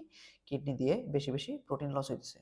তাহলে যদি প্রোটিন লস হয়, তাহলে এই যে আমাদের রেনাল যে নর্মালি যে ব্লাড ভেসেলের মধ্যে এখন প্রোটিন কম, তাহলে প্রোটিন কম থাকলে ব্লাড ভলিউমও কম হবে, তাহলে ব্লাড ভলিউম কম, তাহলে ব্লাড ভলিউম যদি কম হয় তাহলে কিডনিতে পারফিউশন কম হবে। কিডনি ভাববে কি যে আমার এখানে পর্যাপ্ত পরিমাণ ব্লাডই হয়তো আসতেছে না, ঠিক আছে। তো ব্লাড কম, তো এইসব ভেবে সে আলটিমেটলি কি করবে? তখন হচ্ছে বিভিন্ন মেকানিজমে সে চাইবে এই ব্লাড ভলিউমটা এখানে বেশি বেশি আনতে, যেখানে এখানেও রেনিন অ্যাঞ্জিওটেনসিন সিস্টেম অ্যাক্টিভেটেড হতে পারে। তাছাড়াও এখানে যেটা আরেকটা অ্যাক্টিভিটি হয় সেটা কি? এডিএস এর মাত্রাটা বেড়ে যায়, ঠিক আছে। এই এডিএস এর মাত্রা বেড়ে গিয়ে সেখান থেকে আলটিমেটলি পানি রিটেনশন করতে পারে বেশি বেশি, ঠিক আছে।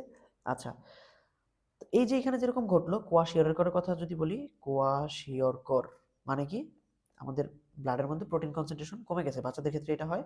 ওদের ক্ষেত্রেও তাহলে কি হবে? আলটিমেটলি এই একই রকম মেকানিজমের মাধ্যমে হাইপোটনিক হাইপারভলিমিয়া ডেভেলপ করবে।